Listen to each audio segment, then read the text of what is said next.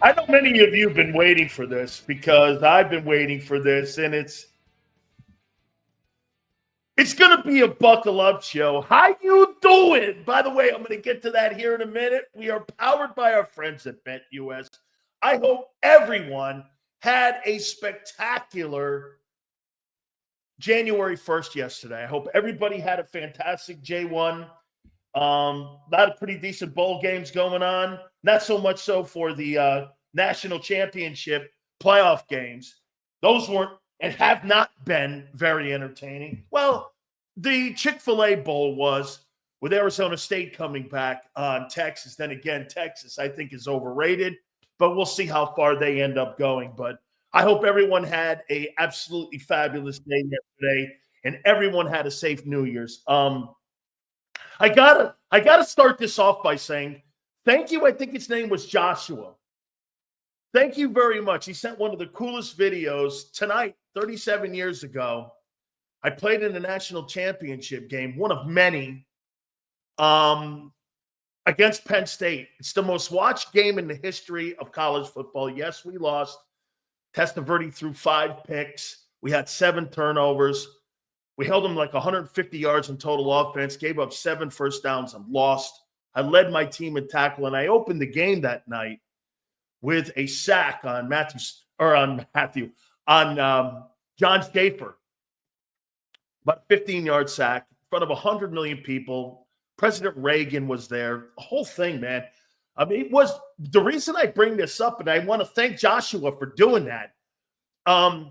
It was really the first national championship game that was ever constructed by the bowl games because they moved it off of January 1. It was the first time it was ever moved off of January 1. And I think the reason that they could have done that was because we were both independent at the time. Penn State and Miami were, we were independents, and that's kind of why they were able to put this game together. Sunkist came to us in Penn State and said, why don't you put this game together and put this national championship game together? So we played it. NBC aired it. Bob Costas was on the call with these guys. It was really a big deal. It was like a Super Bowl atmosphere. I mean, I've never been around a bowl game that's been anything like it that night. And since I've covered a ton of national championship games, I don't ever remember a night like that. I mean, like I said, it was about 100 million people that watched that. It was all over. Every television set, they had like 30 shares.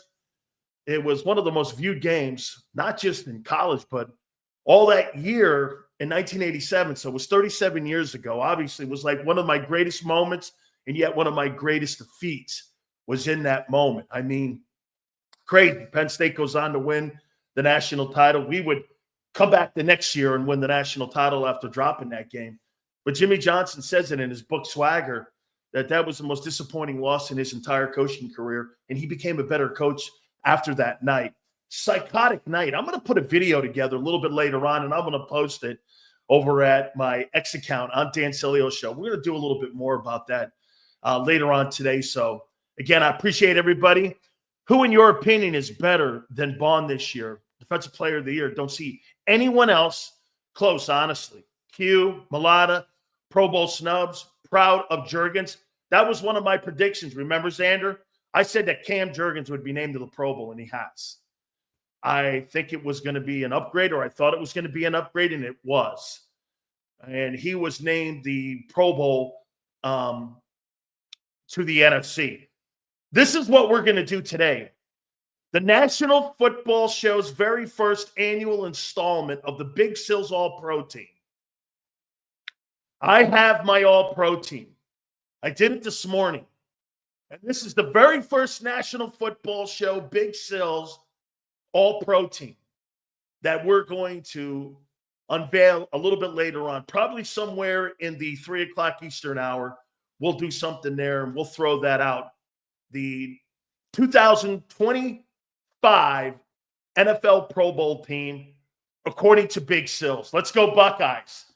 Buckeyes look pretty good, but I will say this to you, flexing. I don't give a shit what Herb Street does in those broadcasts. You lost to Michigan. You win a national championship, I got to tell you, there's still going to be a shitty taste in your mouth that you got beat by a Michigan football team. And anytime you lose to a rival, I'll give you one. In 83, we won the national title. We got beat 28-3 in the opener by Florida. Something just never seemed right about that national title team in 1983 when we won the national title because we got beat by Florida. Back then, we played Florida and Florida State every year, so it was an annual rival. There just didn't seem anything right about that. Would be like Alabama winning the national championship and losing to Auburn. Okay? Hey, fuck you, Sills, but you're right. Hey, man, I'll tell you what, Chip Kelly's going to get a job. I don't know where it's going to be, college or pro, but he's going to get a job. He's doing a whale of a job as the offensive coordinator in Columbus. He's going to get a big job somewhere. I don't know. He's reinventing himself a little bit in Columbus. He's going to get a job. Okay? Okay? He's going to get a job. Okay? Hit the like button. Guys, I appreciate it. So we're going to do our all-pro team. I got to use the word soft here in a minute. Remind me of that word, soft, okay? But I also have to throw this out to you. You know, Zander got ahead of me a little bit when we were talking a little bit prior to the show. But on that Pro Bowl team, not one Philadelphia Eagle guy in the passing game I tweeted it out too, was involved in the NFC Pro Bowl. Not one skilled guy. AJ's an alternate. You spent $116 million.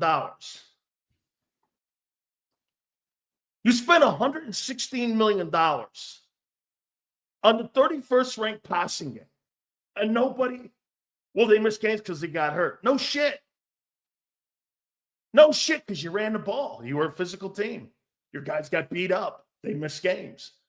Wait, you think that's going to improve next year if you keep running the ball the way you do? It's not. Your quarterback will not improve your passing game. He can't. He's not capable. Did you see who the Pro Bowlers were at quarterback? And you're telling me Jalen Hurts.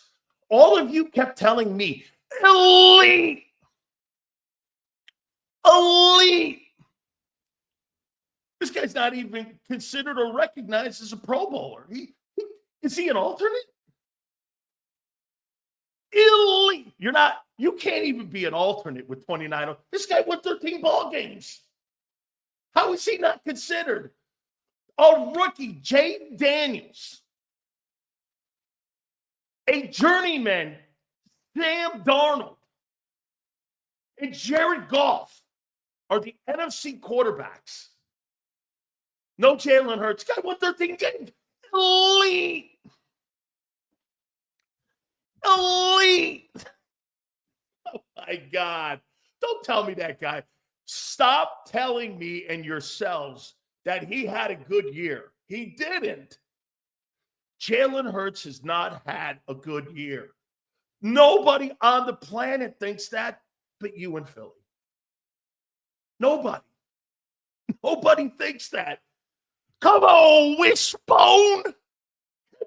Damn like button. The Jalenites pumper, where are you when I need you? Again, I saw somebody go like this. Sills, Mahomes didn't make it. Once again, don't ever put the word Mahomes and Hurts together. Okay? Don't ever do that. That guy's a 3-time Super Bowl champion. Those things, again, their passing game is not that hot this year. Okay? They're not. But he's 15-1 and going to go for another Super Bowl. Remember something. That's a championship organization. You're not. Players care more about all pros and Pro Bowl sales. That's not true. Then why is C.J. Gardner-Johnson bitching about not being a Pro Bowler? Hey, by the way, hey, C.J., like Lane said, I thought you had a bigger goal, and that was Super Bowl. He's crying on his Instagram about fucking not making the Pro Bowl. Oh, yeah, okay. How come I'm not a pro? You're like, wait a minute here. I thought there were bigger fish to fry. Not according to Gardner Johnson. He's pissed off he didn't make the Pro Bowl. Elite. Dual threat. Holy shit. Dual threat's not even on an alternate list. That's absolutely awesome. And I agree with you, AJ. Gardner Johnson's not a Pro Bowler. He played half the season that was suspect. The other half, I thought he played. Actually, I don't even think he played the other half well. I think he played the last month of the season well. Okay? Elite. I can't get over that. Now, one Philadelphia Eagle, you spent $116 million for what? The 31st ranked passing game. Hurts got snubbed. No. Hurts is a doorman this year to the Pro Bowl. How you doing? You guys want to be seated? Okay? This guy's like a valet. Over here. Over here, Saquon. Over here, Saquon. Over here, Saquon. Yeah. All right, let's get to the real topic here. Please hit the like button. By the way, Eagles that made it. Saquon Barkley, Lane Johnson, Landon Dickerson, Cam Jurgens, Jalen Carter. By the way, Zach Bond's not a starter. Fred Warner is. Okay, so just so you know, do I think that Zach had a better year than Fred Warner? Yeah. He did. That's not how it works. That's not how it works. Okay? It's not. Oh, and for the record, Quinyon Mitchell will not be the rookie of the year defensively. Jared Verse made the Pro Bowl team. Okay? He made the Pro Bowl. He's not an alternate. He made the Pro Bowl. He will be your defensive rookie of the year. That is a stone-cold lead pipe lock that he is going to be the defensive rookie of the year for the Rams. Stone-cold lead pipe lock that he will win the defensive rookie of the year in the NFL, Jared Verse. Okay? So that's what that means and how that looks. Okay? Yeah, you know what? I'll tell you what. A couple guys in here, I think if he would have had 3 or 4 interceptions, that may have made that conversation a little bit better for him. I do. I think it would have helped him if he would have had a couple picks. Okay? Now, let's get to the real topic. You know what I'm doing right now? You ready? I'm getting a seatbelt. I hope you guys do too. Here you go. Soft. Remember the word I told you to remember? Some of you are soft as hell. This is fucking football. Why can't you have both? A Super Bowl and a record. What are you afraid of? How many people in here tell Zander, what are you afraid of the drug? No, I'm not afraid of nothing. How come you can't have it all? What kind of gladiator mentality is that? What kind of football attitude is that? Resting guys, afraid of people being hurt. I hate the fucking word afraid. I don't want to risk. That's what football is. You risk everything when you take your steps onto a field every single time you play a game. Risk. There's risk everywhere. Practice, games. Risk. How about playing with a mentality that no matter what it is, we're going to win? Can I tell you, I've just learned something. Correct me if I'm wrong, Zander. I just learned something about your 2017. That football team fucking wasn't afraid of shit. 22, 24. You're afraid of getting hurt. That team didn't give a shit about injuries because they were tougher. Your 17 team was tougher than this team by far. tougher. They didn't care who got hurt. They didn't care if they lost a Hall of Fame left tackle. They didn't care if they lost an MVP quarterback. They didn't care if they lost a linebacker. They didn't give a shit. They just went out and played and beat Brady and Belichick. They are tougher. Here's your mentality. Let me go ask my owner what's best for my team. Your coach has no balls. Wentz was favored over Foles. What are you talking about? Why? Because of the draft pedigree? Still speaks truth. I want a pocket passer. Hurts. Women weaken legs. I like it. Okay?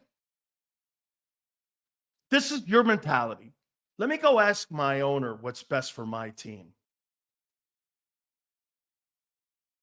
He has no backbone and he has no balls. You think Dan Campbell fucking talked to his owner about playing on Monday? There was nothing to play for. Except what? Winning. What did he say? Hey, you cross your fingers, you hope nothing happens. You just get out there and we're going to play hard all the time. The difference between the Lions and the Eagles, they're tougher than you. Not as players. Organizationally, they have a tougher mentality. The Lions are tougher than you. They're tougher because they think tougher. It was on display. I cringed when I watched that video of Saquon Barkley wanting to break the record. And I never realized what a mouthpiece Lane Johnson has become. Holy shit. Talk about a company guy. Bob Lang hard at work. They'll be changing the narrative over the next couple days here so that everyone will be on board that, hey, it's best we sit. They don't believe that. Nobody believes that. You saw it in Barkley's face. He wanted to break the record. The team wanted to break the record, but the owner thought he knew what was better. That's why you're not winning the Super Bowl this year. I am 1,000% convinced you're not winning the Super Bowl. You know why? You don't think like a championship organization. You're soft. I don't give a shit what sports writer says. I don't care what they think is right. I know what's right. I'll give you an insight on how Coach Johnson coached the Dallas Cowboys back in the day. And Reyes, I don't give a fuck what you think. I know it worked, and I saw it. Do you know when Jimmy was the head coach of the Cowboys, they had full gear practices all the way through December. And you know why they did that? It kept them mentally and physically sharp. There were no resting of players in practice. There was none of that. They were full gear and full practice and full contact Wednesdays and Thursdays all the way to the Super Bowl. And that's why they built a team that mauled teams. They weren't worried about injury. They were trying to strive. When you're trying to, let me ask you something here. Let's do this. When you're striving for greatness, don't you think it comes with a cost and a sacrifice? Don't you? Or do you think you can be cautious? Zander, listen, look at some of these assholes in here. Look at some of these people in here. You've never touched greatness then, or at least strive for it. You can't strive for greatness being cautious. If Saquon does play and he gets hurt or cheap-shotted, you better keep that same energy, but I think it's a team moral thing. Saquon did look sad. Dude, when Tom Brady got hurt and they put Drew Bledsoe in, and he got hurt in the playoff game, and they had to go back to Bledsoe for the AFC Championship game. And then Belichick made the hard decision. Instead of sticking with the veteran, he went with the younger Brady. to go to the Super Bowl and win it. Okay? It was next guy up mentality. You didn't know who Tom Brady was in his first 3 years. You had no idea who he was. You had no idea who he was. We're running through everyone's teeth this playoffs. No, you're not. You're not tough enough mentally. Your players are. Your organization holds you back from greatness with this weak-ass mentality and gladiator non-attitude. It's unbecoming. It's disrespectful. Here, let me give you another example of that. How would you like to be told this? Think of this, Zander, and everybody. How would you like to be told this? So this guy's on the cusp of, he's going to get it. He would have gotten it. I believe that with all my heart. 101 game, 101 yards, he would have got that. How would you like to be told this by your owner? Hey, the 2K club is good enough for you. Be happy and be satisfied. We're not going for something else. This is not like going for the rushing title for a single season. This is going for an ultimate record in NFL annals. This is an all-time record. It also sets a mentality in your locker room that we want it all. We want the records, the admiration, the Super Bowl, everything. Don't you strive to be great and to be the greatest? How do you think this would have looked if Barkley would have had the all-time single-season rushing mark and you win the Super Bowl? You'll go down as one of the greatest teams of all time.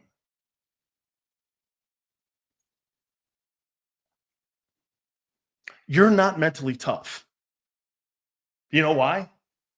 Because you don't have mentally tough people making proper decisions for your team. And most notably, your head coach is weak. The players want it. What happens if he breaks his leg in the first snap? Fuck it. Next guy up. For the record, with that old line, I'll take my chances. Wait a minute. You guys just indicted your quarterback. You have Jalen Hurts. Or don't you? Wait a minute. How about this? Well, don't you have Jalen Hurts? You're paying him $50 million.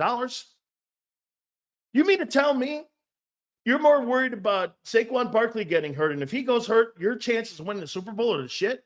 I thought you had Jalen Hurts. I thought you had Jalen Hurts.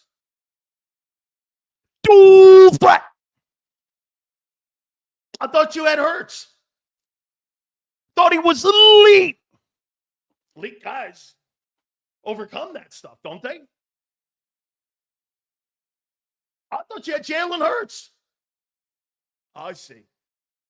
So it's Barkley or not. Is that what the organization's telling you? If that guy gets hurt, Hurts can't do it. Okay. Case closed. You've got so much star power that you don't utilize. It's disgusting. If Saquon goes down, I thought your star in the huddle was your quarterback. Obviously not. Dual threat. Give me a break. Okay? Dude, this is a shitty attitude. Your owner made the call on what's best for your football team. Coaching the team from the owner's box. Once again, you'll never win the Super Bowl. No fucking way will you win the Super Bowl. Let me show you something that's even more to my point. After the Minnesota Vikings lost their first-round pick in J.J. McCarthy, they thought their season was over because all we had was journeyman Sam Darnold. That's all we had. We really didn't have anything else. We're going to kind of be wobbling around. They just gave Justin Jefferson $36 million. They didn't really think anything of the Minnesota Vikings. What did Kevin O'Connell do? He took a backup journeyman quarterback, and you know what he did with it? He's fighting for home field advantage, and you ain't. Next man up. All I got to say is if we don't getting to the Super Bowl, I'm going to be pissed. They have to win it now. Oh, that's my next topic. Dan, not saying I didn't want him to play, but as you as a player and your ex-teammates had a chance to do, think players would target him and not get it? No. I'll tell you what, the New York Giants, you really think the Giant guys who have great respect for Saquon Barkley, one thing I'll tell you about 99% of the players in the league, everybody knows it's a brotherhood and nobody is trying to blow anyone's knee out that has any kind of common sense to them. They would play as hard as they possibly could. You saw the first game with Dexter Lawrence and the great sportsmanship that those two guys had. Dexter Lawrence and Saquon Barkley love one another. Okay? Look at this. Smart move by Nick. Doing what? Parking cars? Who in their right mind? Hey, does anybody in here think Nick Sirianni made that call to sit Saquon Barkley? Please tell me you're not as fucking idiot, much of an idiot as this guy. Please tell me that you don't believe that Nick Sirianni made this call. Okay? Tell me. Tell me you don't believe Nick made this call. Please show Spike he's an asshole. Okay? How do you strive? Get this. How do you strive for greatness? Being cautious.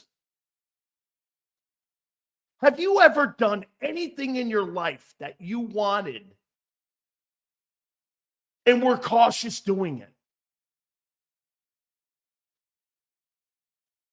You contradict your own lives. Hey, if you can't get the rushing record, how are you going to win a Super Bowl? If you're cautious about a stupid record, how are you going to win in New Orleans or even get to New Orleans? I think it sets a bad attitude. You won that championship and that Super Bowl championship with a dog mentality. Didn't you guys have dog mask? All that dog mentality shit? That was an attitude team. This is a protective team. Cautious. You should make t-shirts. The Eagles are cautious. Cautious. Man, now I know it. Now I know why you're under Jeffrey Lurie 1-2 in Super Bowls. You have a cautious mentality. You don't play people in the preseason. You rest guys during the year. You don't strive for greatness. You play to be really good.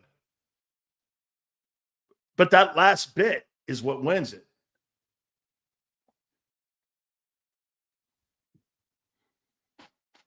I heard it all yesterday, and it was embarrassing.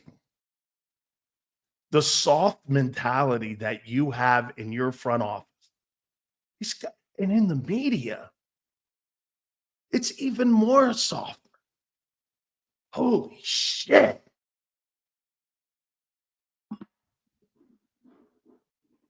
About them Buckeyes, Sills, lost to Michigan. Man, cautious. That's it. Be cautious. That's how you get beat. Being cautious. Dude, if my team went out there and played their ass off every single fucking play, guy got hurt, next guy came up, man, you have no regrets because you gave it your all. And you went after everything that was in front of you. Picking and choosing, you can't pick and choose to be great. It comes with a sacrifice and a price to pay. Holy shit. So most of you won't know what I'm talking about. So Doug said, F the owner and the front office, and won the Super Bowl by his own terms. I'm not talking what I don't understand what you said. Well, let me ask you this, Khalid. This is a good comment here.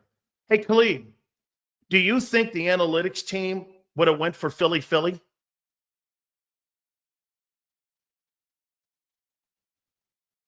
How many people think when Foles went over and looked at Doug Peterson and said, why don't we run Philly? In a crucial part of the game, what do you think Julian and his bookworms and his CPAs or glorified analytic guys would have said? What do you think they would have said? Can't run that play. What did Doug do? Run it. That's saying, fuck you, analytics. That's a coach with balls. That's his postseason record versus Knicks. Woke mentality. Lori's softer than Mr. Softy.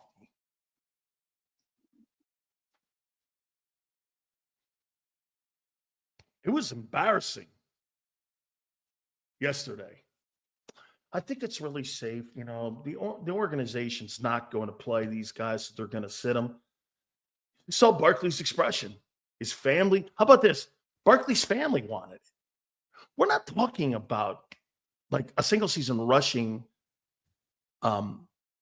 yardage total where you're the rushing champion for the year. That shit I don't care about either. We're talking about a 40-year record that everyone knows. Games played, touchdowns in the season, what have you. There's very few NFL records that are known because of what and how the NFL has changed the game. Everyone knows that. You know why? Here's another record that will never be touched. You know what won't be touched? Ricky Henderson's stolen base mark. They don't steal bases anymore. They just strike out and hit homers. Never touched again. 1,400 stolen bases, never approached. You'll never see that. You may never see 300 wins again by a pitcher. So when these opportunities come, it's a time of greatness.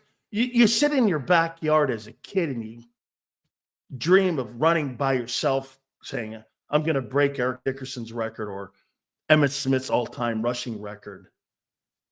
And you do it pretending you're going to cross the goal line in the Super Bowl doing it. All your childhood dreams and shit that you do are set around certain individual goals and obviously team goals. Hey, most of the time, team goals are unattainable because you're not on good football teams. That's why individual achievements, they matter to players. Here, I'll give you a great example. How many times did Zander in the last couple of days say, I don't see Josh Allen playing 4 straight games of great football to win a Super Bowl? Why? He didn't have a good team around him. No shit. No shit. But an MVP in the league? Have faith, dude. You're the same guy who said Washington would win the East. I know, man. Hey, I came up 2 games short. I did say that. I'm sure you thought that Washington would win 11 games this year, too. Oh, good guy. Don't worry. My quarterback, though, Jaden Daniels, made the Pro Bowl. Did yours? Nope. Your quarterback's still trying to throw for 300 or 3,000 yards in a pass-happy league with 2 $25 million receivers. Let me know when he does it, when he gets to 4K. We're going on 3 years now that I said he wouldn't do it.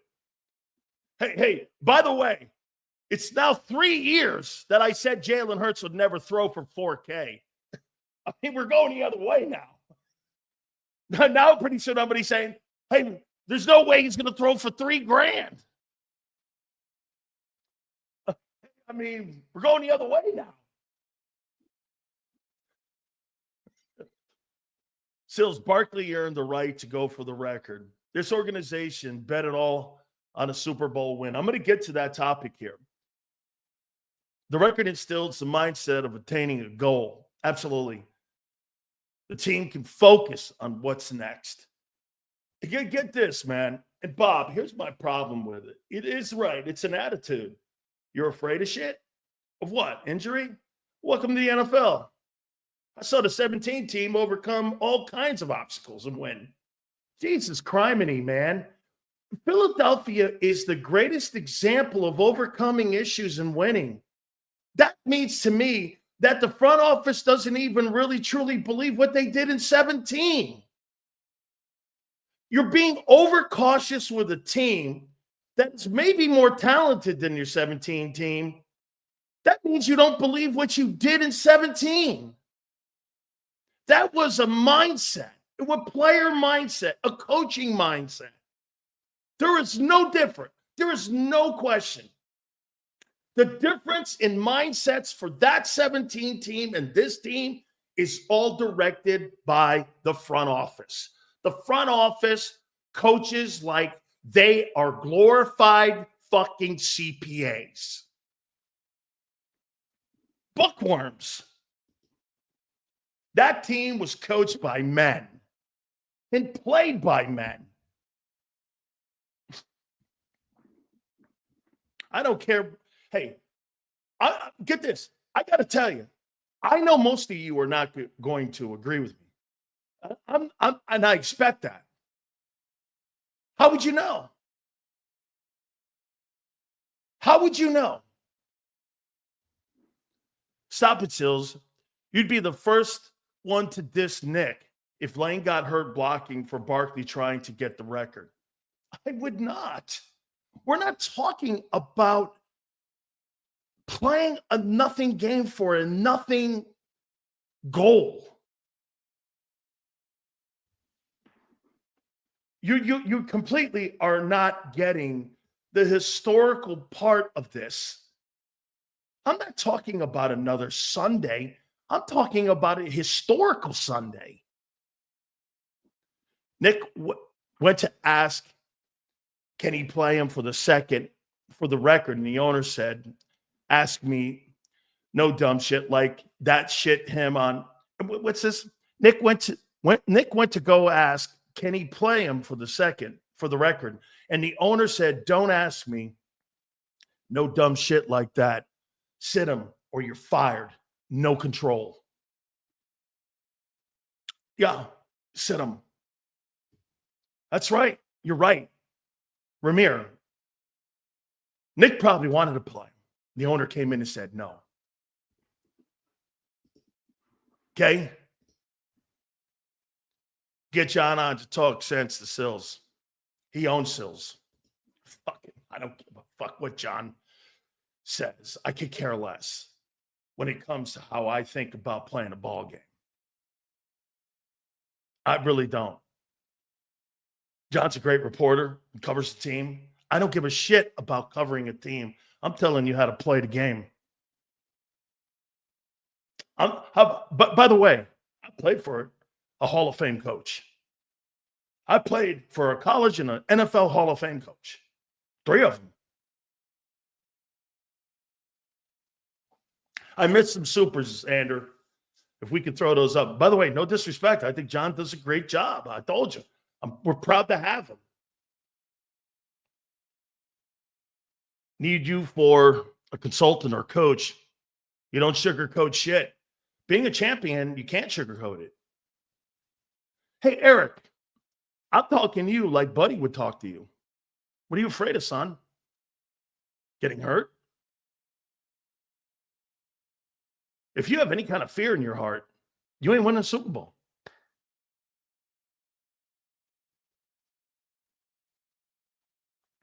T-Bone, Big Sills, you are, as usual, so right. Sitting out games is BS. Champs, heroes run from battle or competition. They don't.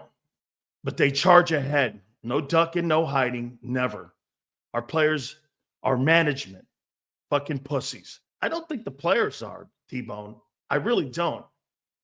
I don't think the players. I think the players wanted to do it. Hey, and by the way, when it was first asked, I heard Malata say he wanted to do it. Okay? Nick went to go and ask, can he play him? Get the record. And the owner said, don't ask me no dumb shit like that. Sit him or you're fired. Absolutely no control. Absolutely true.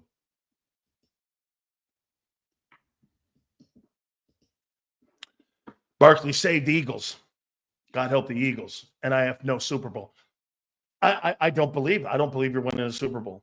You don't have the mentality to win it.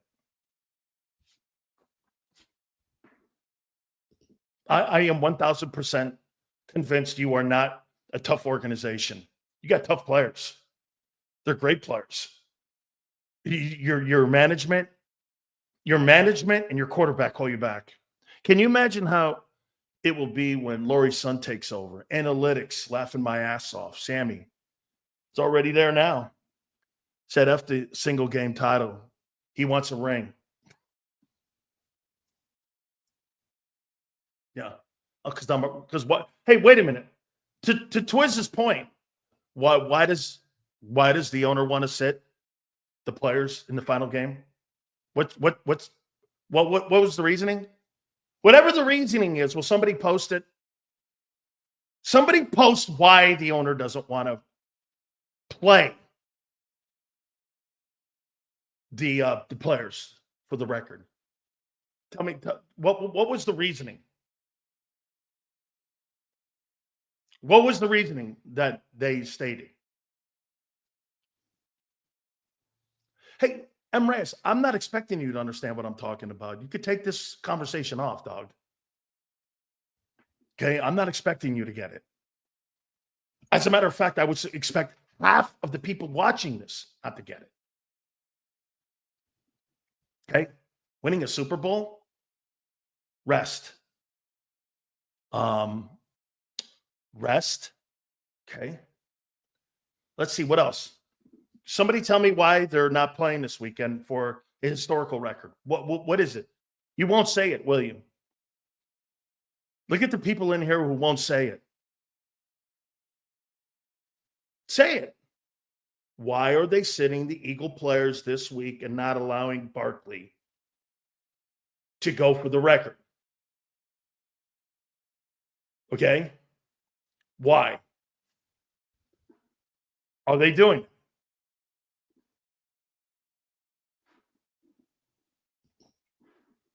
Is Lurie giving a refund since he's sitting everyone? Ooh. Oh. Hey, I hope some certain players aren't at incentives in the final week when it comes to playing percentages too. That's a good call there, Anthony. Well, fear. Fear? What other reasonings? Okay.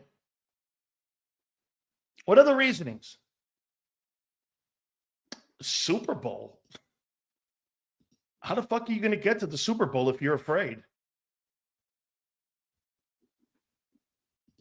That contradicts that guy.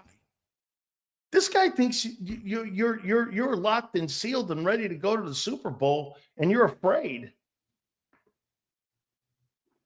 I mean, how can you be a super? Hey, let me ask you this. Did you guys sit anybody in 17? How did that thing play itself out? Our team doesn't seem like it was scared or anything. By the way, you guys won't say it. I'll say it for you, since you don't have the balls to say it. You're afraid of somebody getting hurt.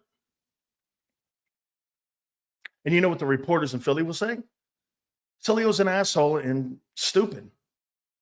I would turn around and say, well, if you're afraid of getting hurt, you're afraid of playing football, how the fuck are you going to win a Super Bowl? It's one thing to sit down with a pen and a piece of paper and write about what you're watching. It's another thing to actually do it.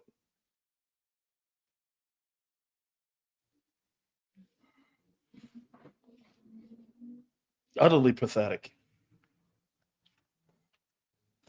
Contradicting what the players want to do, too. It's obvious, man. The players want to do this. And the ownership came in and said no and told Nick, who has no backbone and no autonomy or no authority what's best for his team. This is how you know that guy is not a true NFL coach. Goes along to get along. Not allowed to do your job. You know what I really believe in my heart? I really believe that Nick went up there and said, I'd like him to get it. And I believe that GM, Howie, and the owner said no. Because this is a non-football playing decision. This is a person that made a decision like this that's not a non-football guy. You know the difference between Nick Sirianni and Dan Campbell? Dan's a former player. You got people in that front office with Chris Spielman and Barry Sanders and Brad Holmes and all those guys. Those guys don't look at the game the same way the Eagles do. Those guys have done things up in a place that had no history in the last 60 years in football and have changed the dynamic up there. Because why? They're just tough.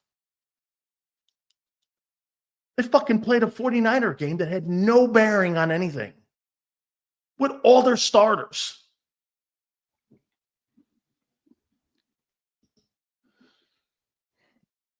Barkley's spirit was broken. You could see it. Yes, because you know why? Sydney. Let me ask you something, Sydney. Let's do this. Okay. Do you think the 2105 would have kind of smoothed over lost time in New York? Do you think that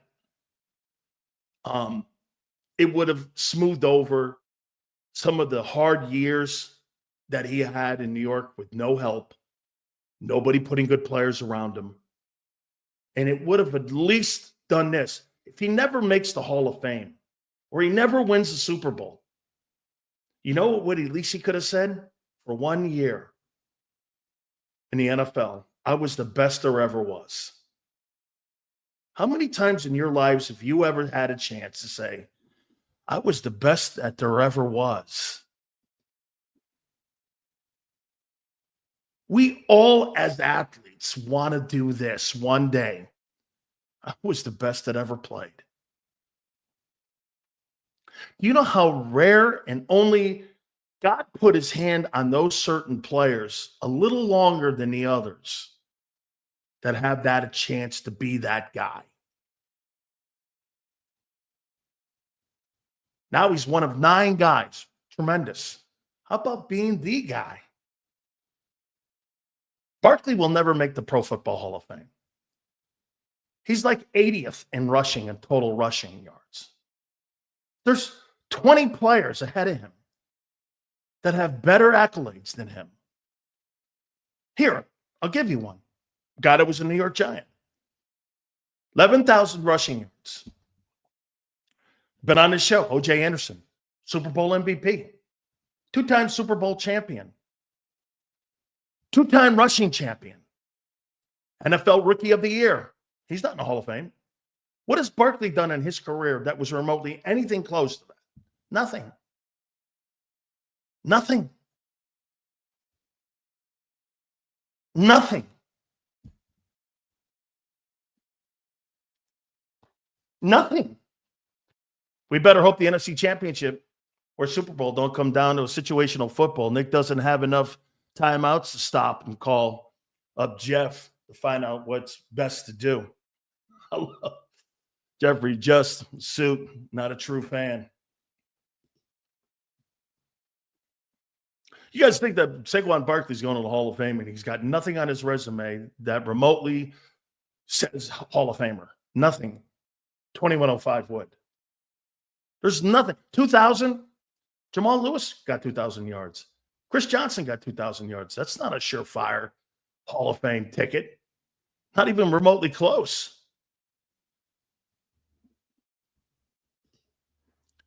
Nicky should have asked Howie at a fireside chat. Hey, let's take a look right now. Let's do this. All you guys in here. Saquon Barkley's great. By the way, all supers go to the top. You guys know that here. All-time rushing leaders. All-time rushing leaders. Time rushing leaders. Let's see where he's ranked. Let's see the guys ahead of him that aren't in the Pro Football Hall of Fame. What's he, 27? So you're assuming that for the next 27, 28, 29, 30, next 5 years, he's going to gain 6,000 yards. See where that puts him, if he's lucky. Correct? Okay. Okay, all-time number is 18,000 yards. That's Emmett. He'll never get anywhere near that. Let's see where Barkley is right now. Barkley's 65th in rushing right now. He's not playing this week, so he's got 7,200 yards. Say he gets $2,000 next year. That's 9. Say he gets 1,000 after that. That's 10. Say he gets another. By the time he's 32, he has another 2. That puts him at 12.5. Okay, let's take a look at this. Fred Taylor, 11,000 yards, not in. Steven Jackson, not in. Corey Dillon, not in. LaShawn McCoy, not in. Ricky Waters, not in. Tiki Barber, not in. Marshawn Lynch, maybe. O.J. Anderson, not in. I mean, you're out of your minds. Can Eagles change the mind, or is it set in stone? I don't know. There's nothing set in stone in that place. Sales Laurie does not believe the ROI for the record is worth it.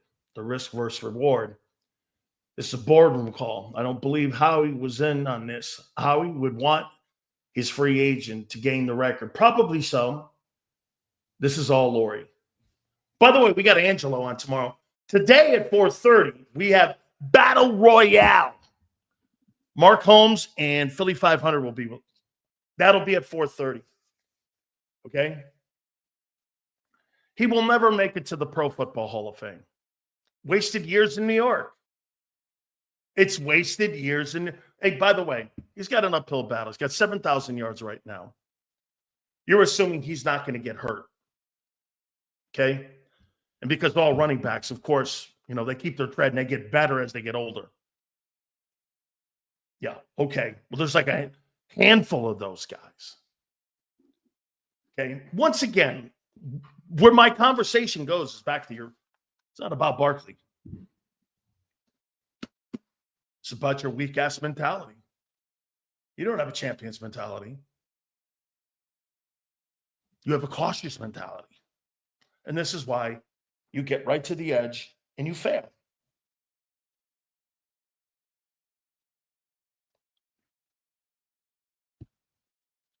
There's been more disappointments in Jeffrey Lurie's ownership. John disagrees because he thinks hanging around the rim's cool. There's something to that. I agree. Dallas Cowboys hanging around the rim. Last 3 years, they won 12 ball games. They hang around the rim, kind of. They get beat in the postseason. So do you.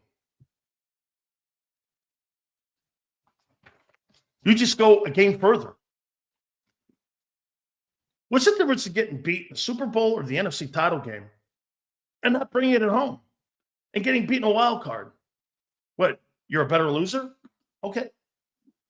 Congratulations. You're a better loser than Dallas.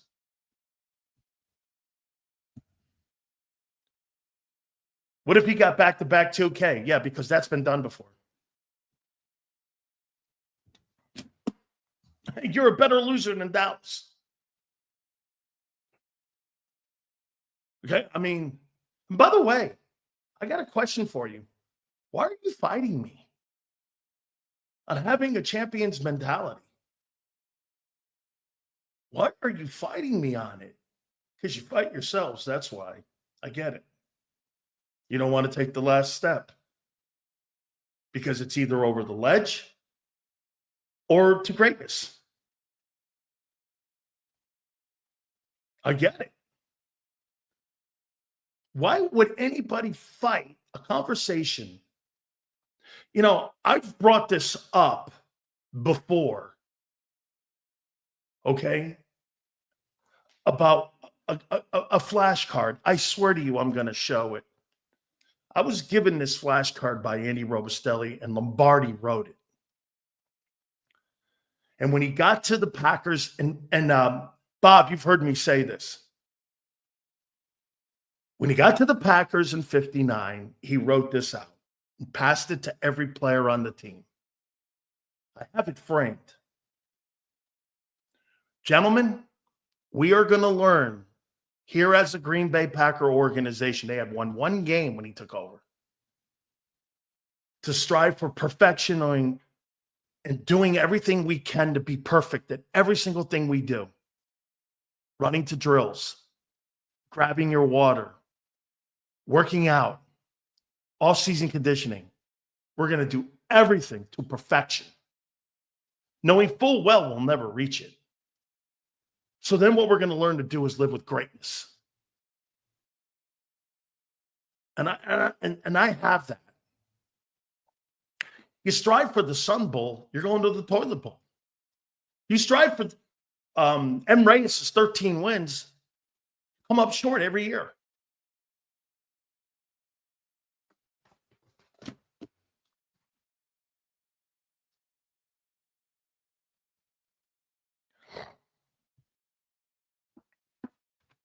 I'm reading some of the comments, and I'm a little disappointed.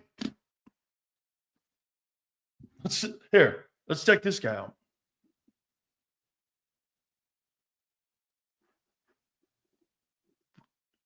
You won here's a prediction for you. You won't win the Super Bowl, but you get 14 wins. Congrats.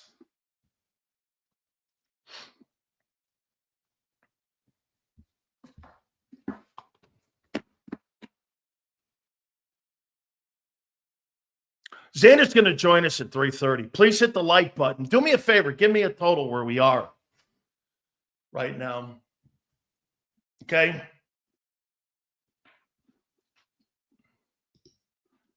I'm a little disappointed today. Sills, if you give Barkley those yards, 32, the Super Bowl this year, the 2005 rushing record, Barkley could warrant serious consideration for the Hall. If he gets the Super Bowl and he had the 2105, yes. 123, guys, please. Let's see if we can get that up a little higher. I'd like to get to 200 by the end of this hour. Please, all supers go to the top. By the way, Bob, I want to make it very clear. Some people think that I don't think he's a Hall of Fame player. He is. Or let me restate it. He's a Hall of Fame talent. His years were just wasted in New York. Hey, Bob, is there anything wrong saying that? Let me ask you this, Bob. Do you think that Steve Young's years in Tampa were wasted? The only difference is, thank God, Bill Walsh saved him. Or he would have been a what? Probably cut in a couple of years. He would have been a nobody, and he wouldn't have had any opportunity being a Hall of Fame player or win a Super Bowl, right? Do you think Steve Young's career would have been altered if he had stayed in Tampa? Instead of going to the 49ers and sitting behind Joe Montana and learning the system. Bob, how do you think Steve Young's career would have been? You think he'd have been a Hall of Famer? I don't. He was an absolute turd in Tampa Bay. A turd.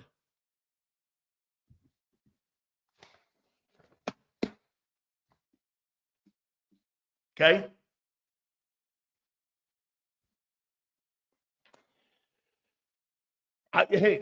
We're gonna make this. By the way, in this hour here, we're gonna do like my all-pro team.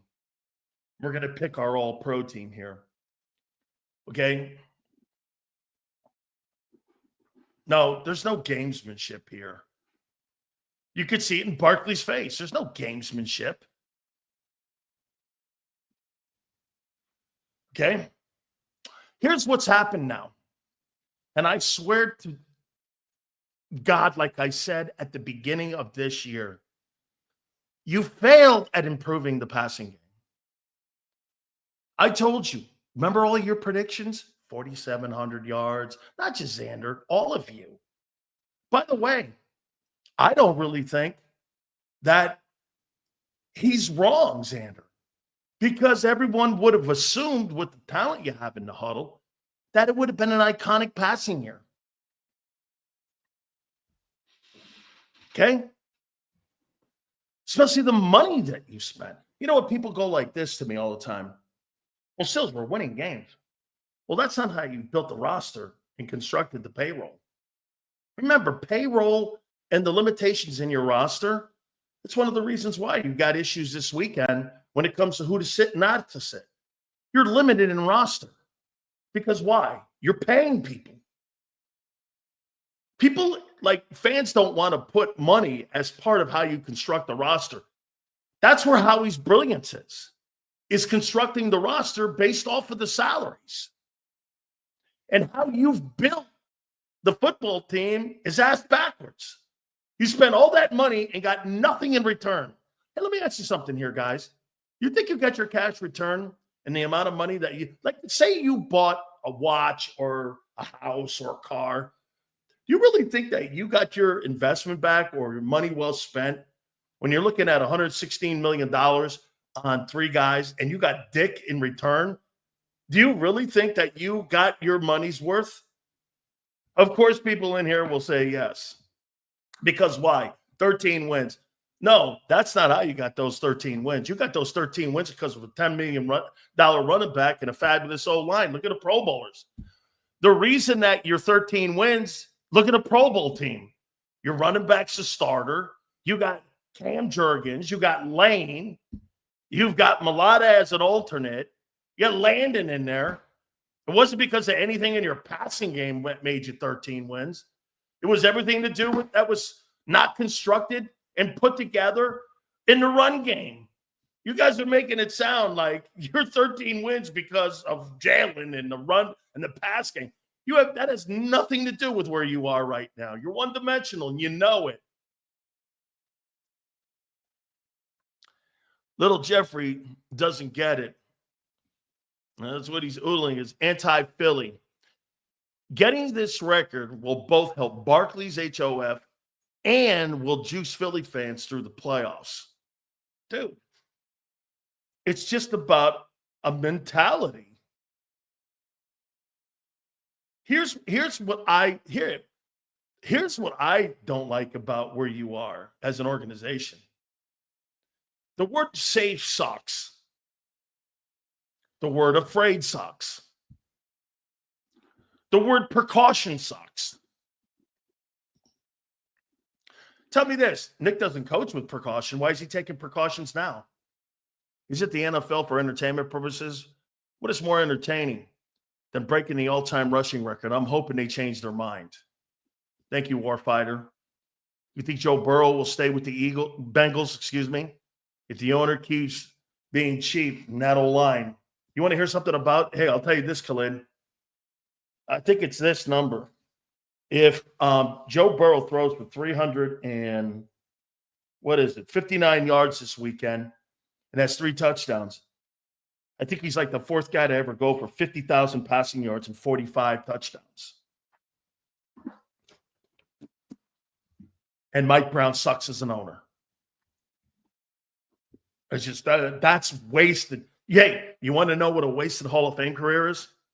It's in Cincinnati right now. And he's been to a Super Bowl. Joe Burrow's career is being wasted in Cincinnati. You know why? There's not a commitment to win. There's a commitment to sometimes win.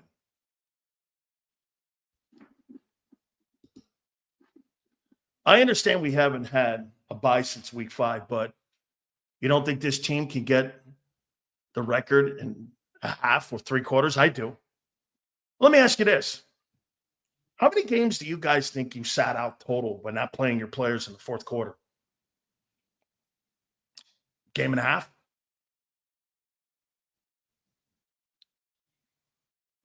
Right? Just soft. Please hit the like button. Sills, you would think that a team that calls themselves the gold standard, that capturing a single season rushing record would be a nice achievement. I guess Laurie is fool's gold. I don't get that guy, man. This guy does 9 out of 10 things right. He just won't do the final thing. Get out of the way. Your owner's in the way of ultimate success. He creates success, but he's in the way of ultimate success. Jerry Jones is in the way of ultimate success. You know why? Jimmy didn't allow him.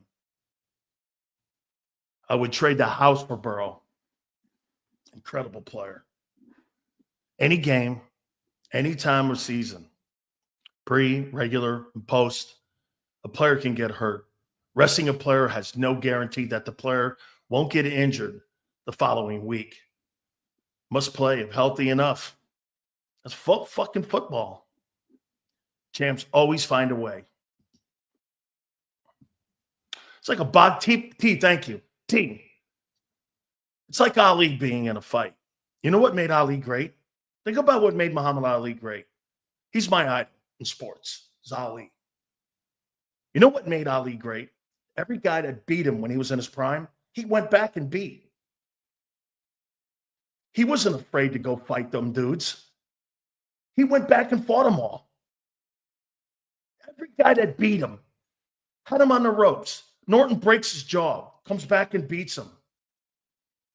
Frazier beats him in 1, comes back and beats him in 2 other epic fights. Never was afraid to fight anybody. Adversity, constantly. I just admire that.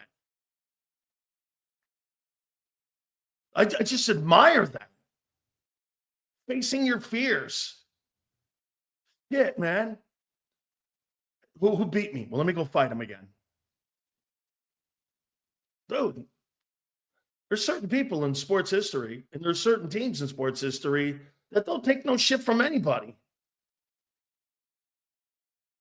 Hey, again, some of the people that are in here fighting back with me here, I'm not really going to fight you. Because how would you know what I'm talking about?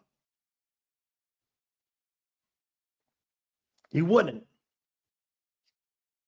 That's okay. I'm just trying to just give you a little bit of my world. Playing for a championship coach.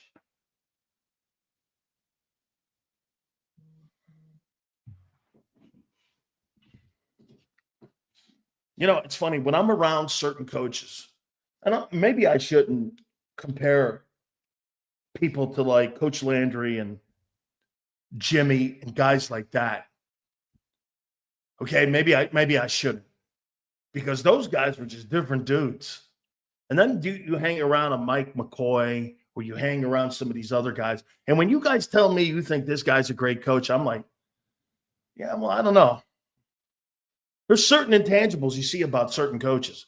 Like, do I think Kyle Shanahan is a great coach? I think he's a great play caller. I think he's a glorified OC. I think he has fear. Hey, Niner all day. Would you agree with this? The difference between him and his dad coached with a set of balls. He doesn't in tight games. Okay? I think Kyle Shanahan nuts up in tight games. I think Andy has learned because Mahomes has helped him learn. Greatest thing ever happened to Andy Reid is being around Patrick Mahomes. Because Patrick Mahomes has that kind of Joe Montana mentality. I don't give a shit where I'm at. I'm just going to go out and play ball. We're going to win. Still sorry. I have an off topic. It's all good. It's bothered me for a year. Forever. Why does the NFL make the bye week fair for teams? Week 8, 9. Week 8, all NFC divisional games. AFC, middle of the season, fair for all. It's a great comment. Personally, T-Bone, what I think they need to do, and I think they'll do that when they implement the 18th game, I think you're going to have 2 byes. And I think that's going to be something that will be more convenient to helping out, like, the Eagles would have a bye in week 5, and they would have a bye potentially in week 12, where that would help them out more, or week 14, something like that. How many teams would like to have bye weeks right now heading into the playoffs, especially teams that are going to go into the playoffs? Now, I happen to think also that teams that have above 13 wins should get a bye. I don't think it should be divisional seeding like it is. I don't like the divisional seeding. Why should Minnesota or Detroit, one of those teams, have to be dropped in the 5th hole? Because why? They didn't win their division? And yet there was a team that went out there. Now, Tampa can make an argument. Well, I beat Philly and Detroit and won my division. Head-to-head competition, I get that. So that makes me think Tampa should be in there in that 3 hole or 4 hole I think they're in, if they end up holding out and winning the NFC South, because they have beaten people on their schedule. But I'm a big believer you put the 7 best teams in by record, and you look at who they played, strength of schedule, and then you rank them like they do in the colleges. And sit there and go like this. So like Minnesota and Detroit, somebody's going to have to be a wild card team. And get this, the Buccaneers could be 9-8 and get into the playoffs. I get it. Shit, man, you could like the Buccaneers did a couple of years ago. You could be like 8-9 and make it into the playoffs and win your division. And then you're seeded 4th. Okay? I'm with you. Could you have Coach Johnson or Dungy talk to Nick? Look, Nick doesn't, about what? This came from the owner. Boy, I'm really disappointed in Lane Johnson. What a mouthpiece. Good old corporate boy now. I guess so.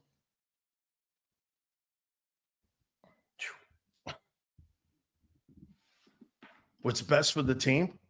Well, where were you last year, Lane, when the team was melting down and they needed you in your leadership?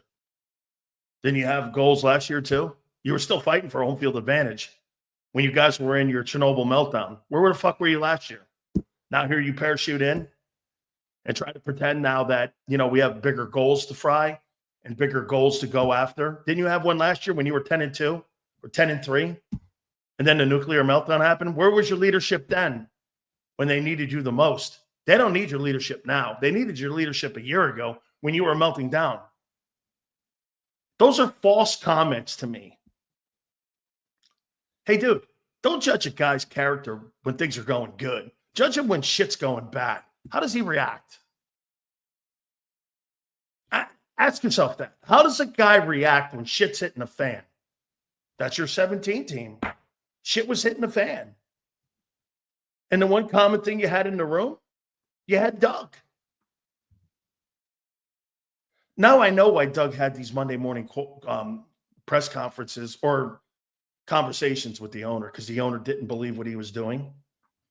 And that's why they're trying to erase everything Doug has done and giving it to Howie and all the credit to Howie on that 7. Howie gets very little credit, in my opinion. That was all balls.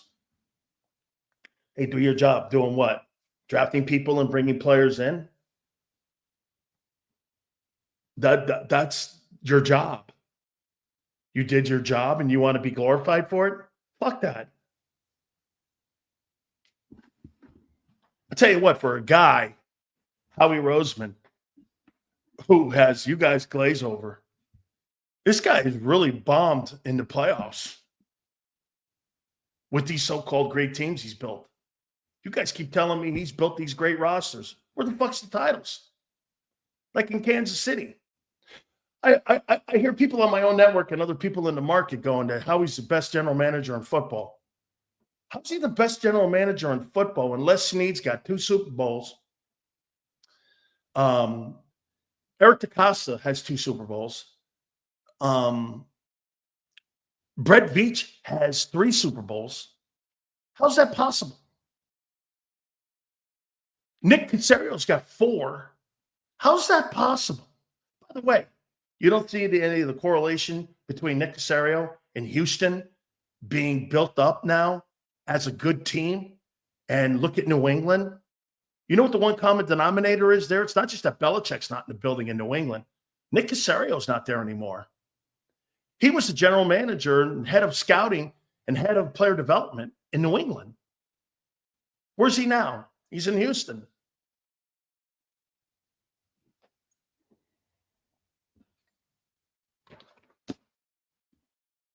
Guys, do me a favor. Please hit the like button here. Look at this guy.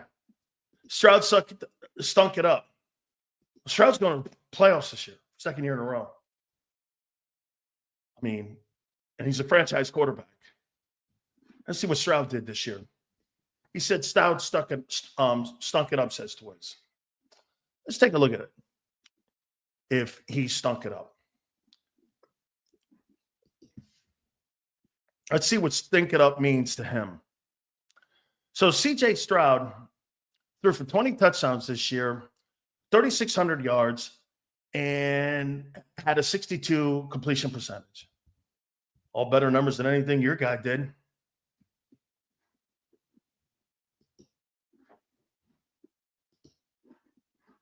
He outplayed Hurts. He stunk it up. What Hurts do? Threw for 2,900 yards with 2 elite wide receivers. If C.J. Stroud sucks and stunk it up, what it hurts? C.J. Stroud stunk it up. If that's your metric, that he stunk it up, then Hurts was god-awful.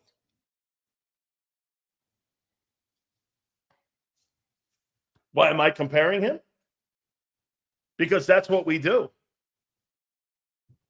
Guys who lead teams.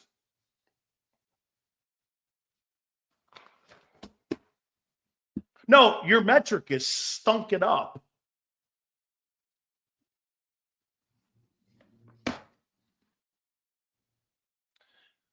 Before I get Zander in here, by the way, I'm going to name probably my all-pro team. Not Pro Bowl team, my all-pro team when Zander's on with me here, because I was going to do that here in a minute. This is what's happened now, and this is where we're going here. Today on January 2nd, day before my birthday. If you don't win a Super Bowl, I'm coming completely off the top rope on you. There will be no relentless day off until September of next year on your failures. You have arguably, you've told me all year, the best roster, better than 22, better than 17, better than 04. Okay? You've won all these games the last 3 years. You're the number 2 seed. And here's why I'm saying this. Your passing game failed miserably. On this day, January 2nd, all of you are right. It's a non-factor, Sills. Fair enough. Then what you turned around and did is you implemented a red herring in your quest to win a Super Bowl. You know what that is? You started using the words fear, rest, prevention of injury, cautious, caution. You started implementing that mentality in your head coach and your players.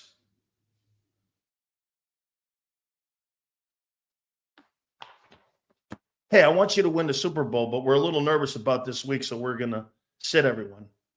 And we're going to be cautious. Like I said, man, thank God nobody had somebody from the Eagle front office on the Columbus's boat. They'd have turned the fucking boat around. I mean, they'd have turned the boat around. I'm not seeing land. I'm not seeing land. That's how he's screaming. Lori's like, Lori'd be the first guy to go, I don't see land. First guy. Columbus would have to throw his ass overboard. throw his ass overboard. Because he'd be like, oh, I don't see land. I don't see land. Oh, my God. This team is putting all the chips. Oh, you all know it's in. They have. You got it, Gabe. Gabe, you should come off the top rope if you don't win the Super Bowl. Better win it or else. Unlike this. Hey, that's right. Hey, Gabe, get this, Gabe. I will look like the biggest dick on the planet if they win the Super Bowl and all the T's and I's were dotted. You can roast me a new one. Deal? Deal? You can roast me a new one.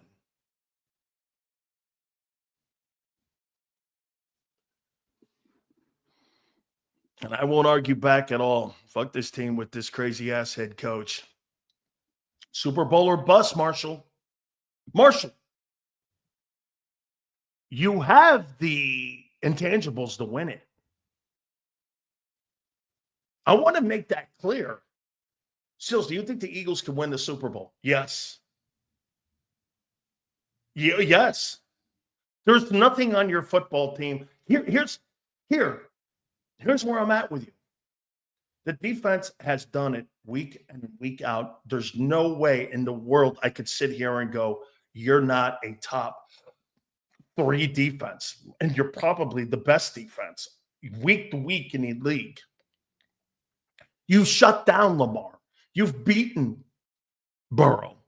You've beaten good quarterbacks this year. Teams like Pittsburgh. Yes, there's no getting around it. None. Marshall, we are at the end here, January 2nd, going into the final couple months of the year now. The excuses are over. There's no bell curve. You're graded harder now.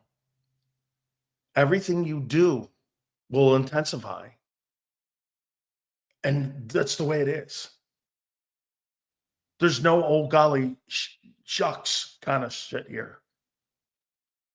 That's right. Do you know what? Hey, you know what my famous line used to be when I was in college? I'm gonna find it. Time to stop lipping and start hitting. They used to post that quote all the time in the Herald because all week long I would talk shit. Time to stop lipping and start hitting. To stop lipping. See if I can find that. Lipping and start hitting. Used to be a line of mine. I love that line. It was one of my famous fucking lines that I ever had.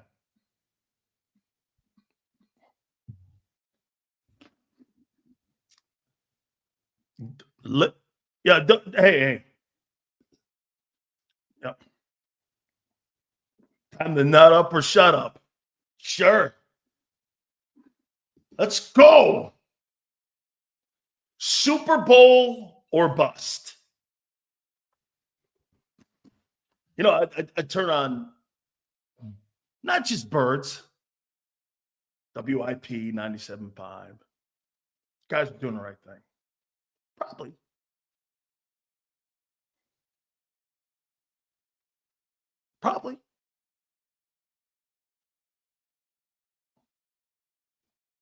I'd like to fight you.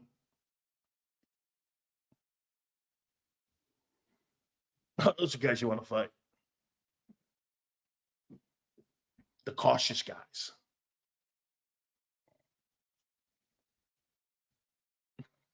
What's Mike Tyson say? Everyone's got a plan until they get fucking punched in the mouth, right?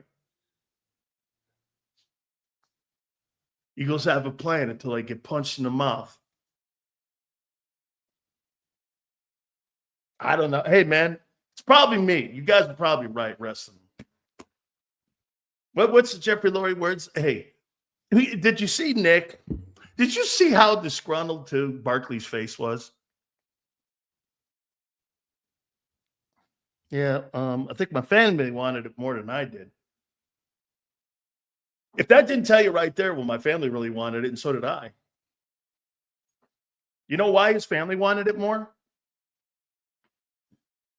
Before I bring Zander in, why do you think what would make you think his mom and his family wanted that record more? Why do you think that? Because of all the pain and failure in New York that he went through? And all the disappointments in New York he went through?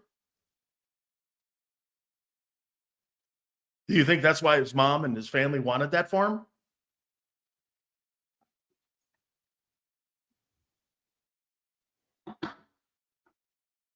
Right?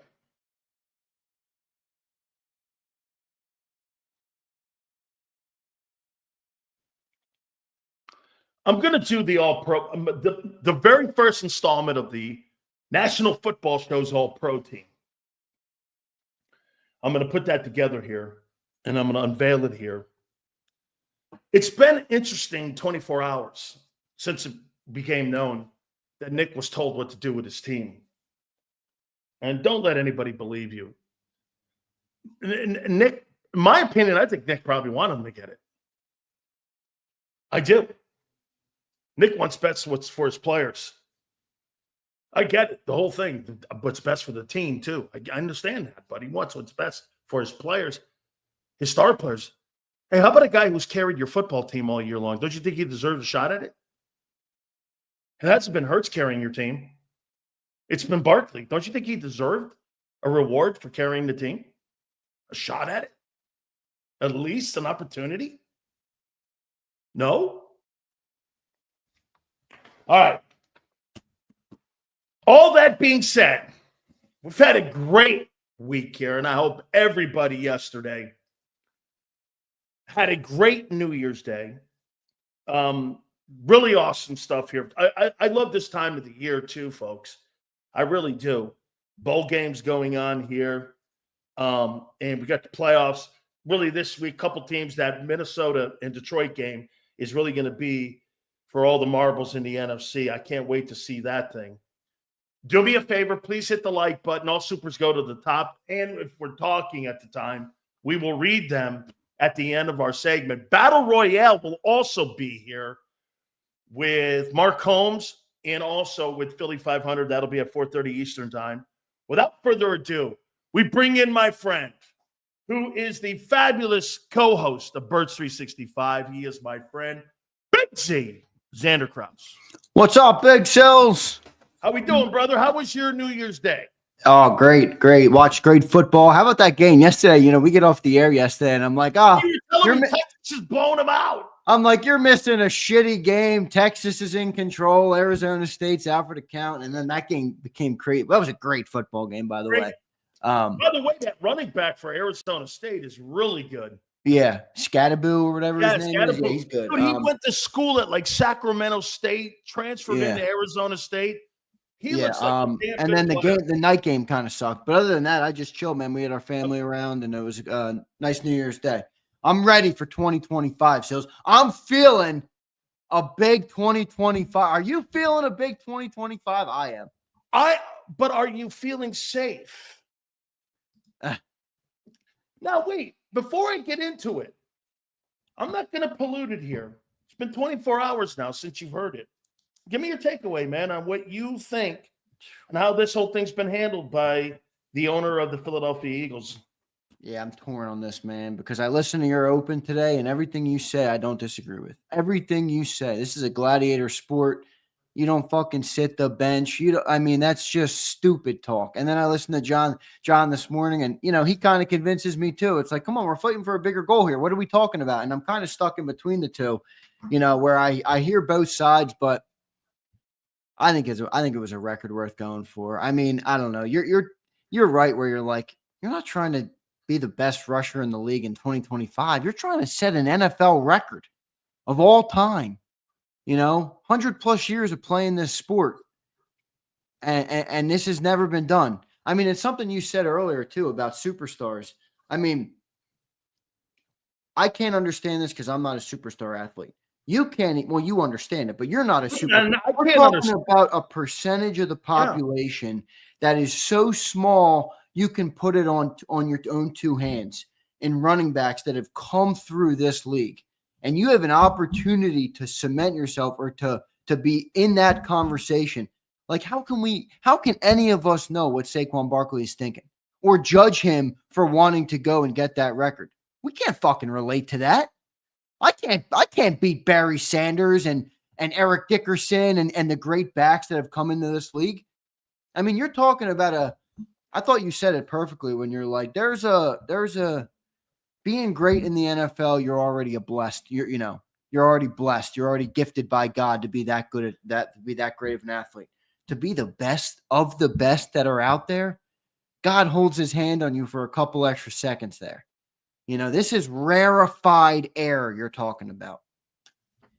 It sucks that they didn't go for it. I do understand it, though. I do understand it. But it is soft. I'll say that. It's certainly the snowflake mentality.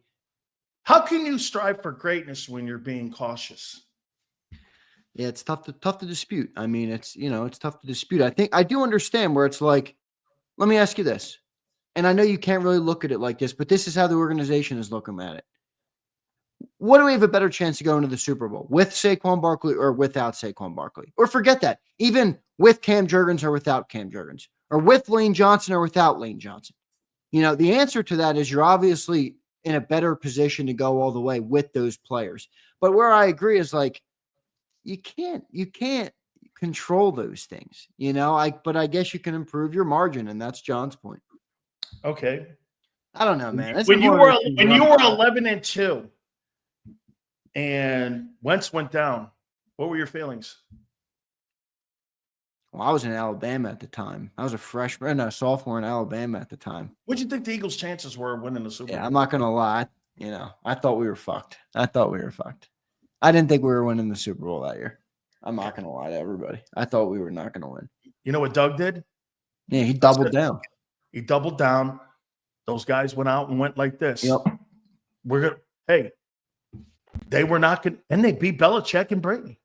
Wasn't like they beat Eli Manning and Tom Coughlin. They beat Brady and they beat Belichick with backup players at a left tackle position, quarterback position. So you had a Hall of Fame left tackle out, an MVP quarterback out, a starting inside linebacker out, a right guard out, and you win the Super Bowl? You know what that team had in 17? Yeah. Balls. Yep. Balls. And Philly. People aren't going to like this, but what team reminds you the most of that mentality right now? Detroit. 100%. 100% Detroit. They were like, I don't give a shit what happens. Even Minnesota. I don't care who goes down. They lost their best defensive player. I mean, not a good defensive player. They lost their best. He was leading the league in sacks. Their best defensive player they lost. I mean, they're built right now. They're ready to go. So I don't know, man. This is going to be one of those things where I'm riding the fence right now. And I know I'm riding the fence. Believe me, I'm well aware that I'm riding the fence. And if this team goes all the way, I'm going to sit here and say, well, Sills, this is why you're wrong. Right.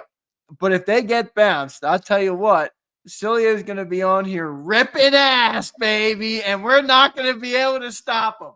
Oh, so get ready, everybody. Hey, this Sileo told you 5 weeks ago this was Super Bowl or bust. The Eagles just told the world. Yes. We don't care about anything but the Super Bowl. Yes.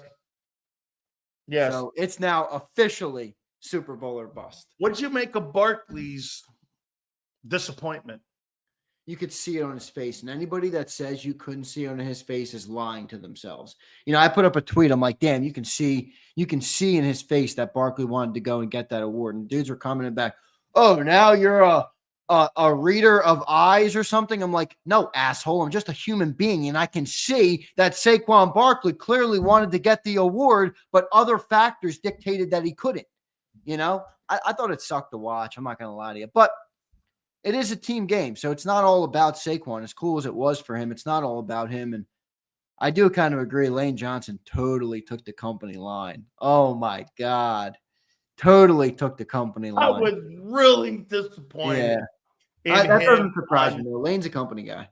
And being a complete company guy there on that. I mean, dude, Look at Bob.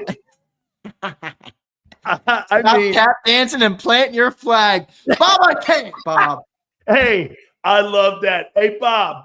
Hey, Bob, that's right. Stop tap dancing and plant that foot and turn that bitch upfield. I've been on for what, 8 minutes? I just gave you an 8-minute long tap dance around that fucking answer. I know, man. But you know what? Listen, watch this.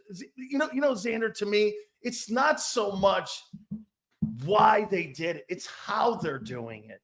Don't tell me you're afraid of injury. Don't tell me you're afraid of this. And then now all of a sudden you got one of your best players going, hey, we're here for bigger goals. And you got Gardner Johnson on Instagram going, oh, you make the fucking Pro Bowl. What's what? And you're like, dude, wait a minute here, man. I thought you had loftier goals. Yeah, right. I mean, come on, Lane. That's right.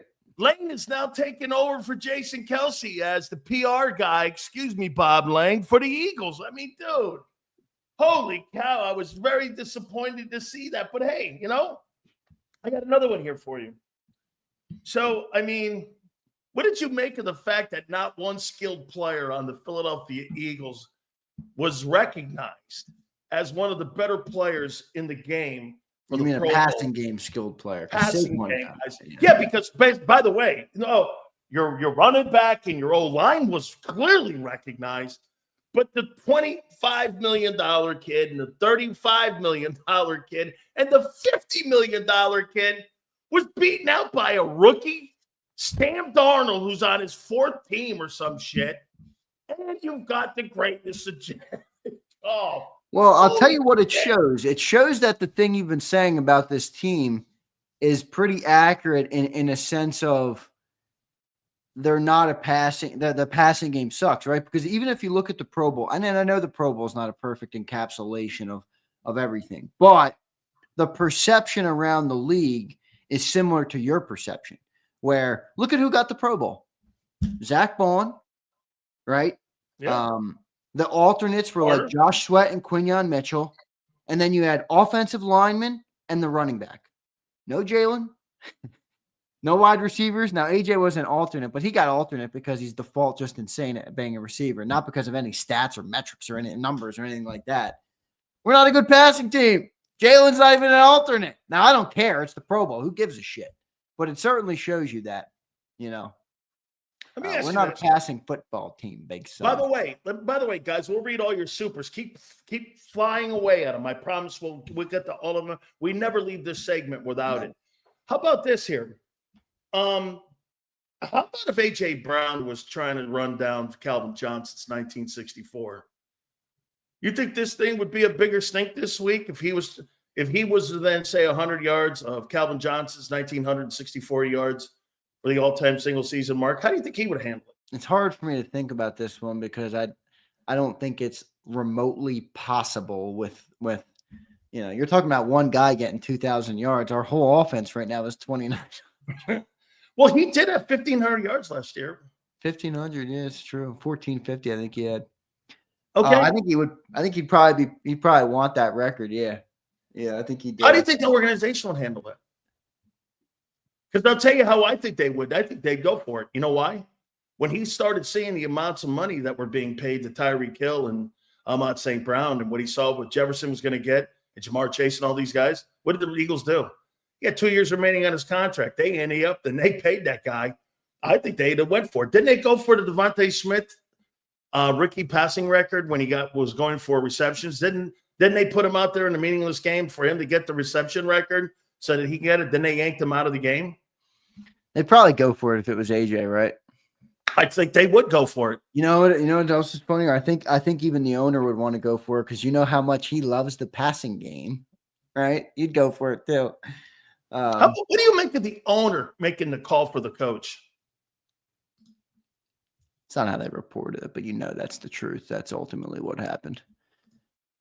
It's Philly. I mean, that's Jeffrey Lurie, man. You Look said at how you resigned yourself to that comment. You what am I bring, gonna hey, do? no, look, see what he just did? What am I gonna do? And he gave you this even. What Am I gonna do? Hey, at least your one thing Cowboy fan is they're gonna sit there and lie to themselves and go, well, fuck, we're gonna have a really good year. No, you're not. You're never gonna be good again as long as Jones is alive. You're never gonna be a Super Bowl team again. That's over with. Here's Zander. It's Philly. It's what am I gonna do? I mean, I don't know what to tell you. The owner tells you what's best. I don't know what to tell you. The response is to Jeffrey Lurie being a jackass. Don't you think? What's that? Don't you think that this is part of the stuff that used to happen on the Monday meetings? Those Tuesday fireside chats with Doug when those guys would get in there and he'd sit there and he'd fight. I'm surprised those didn't happen this year with the way that they were running the ball and not passing it. Let me ask you this: if Doug was the head coach of the Eagles, what do you think they would do? I think they would go for it, but I don't know. Maybe Doug would get overridden too, because Doug did get overridden many times in Philly, including when he was fired. Even when he ran that Philly, I don't know, man. You ain't running that play. Yeah, but that's one play in a micro moment where It's you don't.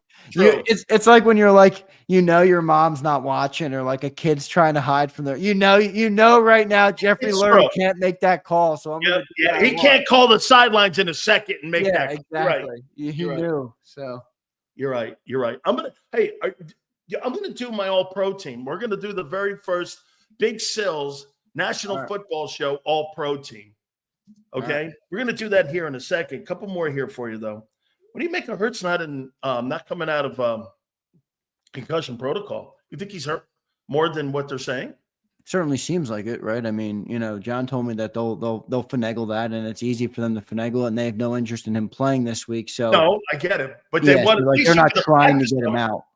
But here's my problem with it, Zander. Okay, you're not going to play him this week, but don't you want to get him some reps this week to get you ready for the playoffs? Yeah, right. You got a game on the following week. I mean, don't you want to keep rhythm going there? It's a little concerning. I'm not going to lie. Like when it happened last week and he was in the protocol, I'm going to paraphrase as best as I can here. John told me it was zero concern. Jalen Hurts, zero concern. There's zero things to be concerned about with Jalen Hurts' concussion. And I took it at face value. Okay, good. All right, he's good. He'll be out of concussion protocol in no time. Now, the same day, Will Shipley got a concussion. Same game as Jalen Hurts. He's out of the protocol and practicing. Was Jalen Hurts' concussion worse? Did he show different symptoms? I don't know. That's the thing John called it this morning. Is like people are going to get mad at me, but it is junk science where it's like a player can call and say, hey, I got a headache this morning, or hey, I saw light yesterday when I shouldn't have. You know what I mean? And they'll put you in the protocol for another day. So that's why he said it's kind of easy to bend it. It is. We'll see. I mean, I think it's a little concerning. I think you bring up a good point. Is he not with the team at all? Is he not practicing at all? Where when the reporters are down there, they don't see him. He wasn't at the game on Sunday. Nobody saw him in the locker room before or after the game. He was on none of the videos, none of the footage after the game, none of the NFC East celebrations, none of those things. So if he's completely away from the team, that's a little How about concerning. this? Do you think that they would have went for it if Hurts had not sustained a concussion? No. No? Okay. No. Okay. So if he would have been healthy, they still would have sat him all. I think this is what the organization would do in this situation, regardless of how it got to this point. Of course it is. Yeah, it's what they do, dude. They're like you say, football people are different than bookwormy people, Each of them in a way have a problem with the other. Bookworms think football people are stupid and all they're good at is bashing bodies. Football people think bookworms are dumb and they look at anything through an analytical lens. Both of them are right in a sense, but when it comes to stuff like this, I side with the football people because I think playing a game is different than analytics. I do. I think there's an aspect of it that's different and can't be quantified in numbers or metrics or analytics or any of those things. To me, when I look at Nick Sirianni and I look at Dan Campbell, how come I look at Khabib versus Trevor? I look at him like a Khabib, and Conor McGregor is Nick Sirianni, and he gets choked out by Dan Campbell. Why do I look at Detroit, and that looks like a tough-ass football team? And I turn around and look at this, and why can't you, wait a minute, Zander, why can't you have both? Why can't you have the record in the Super Bowl? You can, but they don't. I don't know. What's the deal here? I don't know. I don't have a good answer to that. Other than that, I guess they think it's better. I mean, I don't know. They haven't had a bye week since week 5. Now, to be fair, the Lions had a bye week in the same week as the Eagles this year. Both of them were week 5, and they played Monday night for no meaning. Yeah, they did. And Dan Campbell was basically like, "Fuck off" to anybody that wants to know why I played my guys tonight. Yeah. He goes, yeah. Why hell? I cross my fingers and hope no one got hurt. And we play to win here, man. We don't play. Hey, that guy does not step off the gas pedal. The Eagles. Do you understand? Look. The Eagles do everything right except act like champions. They do everything right except the championship moments. They recruit, they contracts, they do everything right to the best of what the league looks like. They do. Then you hear this. I want to be a little cautious here at the end of the season here, and we're going to rest our guys because we're afraid of injuries and we don't want anybody to get hurt. And I'm like, how can you be great when you're afraid? I know. You're right. You're right. And it is definitely, like I said, it's the snowflake approach for sure. We should all be able to acknowledge that, even if we agree with it. It is the snowflake approach. Dan Campbell's like, I don't give a shit who we lose, man. I'm coming in. I'm coming to win. That's what 17's team was. Yeah, it is. How about this, too? Dan Campbell played Monday night, and Zander, he risked hurting guys on a short work week against San Francisco. You know why? He had such an ass with the way the Niners beat him in the NFC Championship game that he wanted a piece of that ass of the Niners for retribution, to set a mentality in his players' minds. That is part of unfinished business. We left it in San Francisco last year, and now what we're doing, we're going to go back like Ali and fight all the fuckers we lost to. Now we're going to go take care of business with Minnesota. Then we're going to get into the playoffs. That, to me, is a guy who's looking to take care of unfinished business. That's a mentality. You're not wrong. I'm afraid. You're going to have Philly 500 on today. Philly 500 made a passionate video, a passionate plea to the Eagles organization to let Saquon Barkley go and make history. So I think he's going to agree with you. I think Philly 500 is right in line with the way you think about this, and I'm curious to hear what he says about it.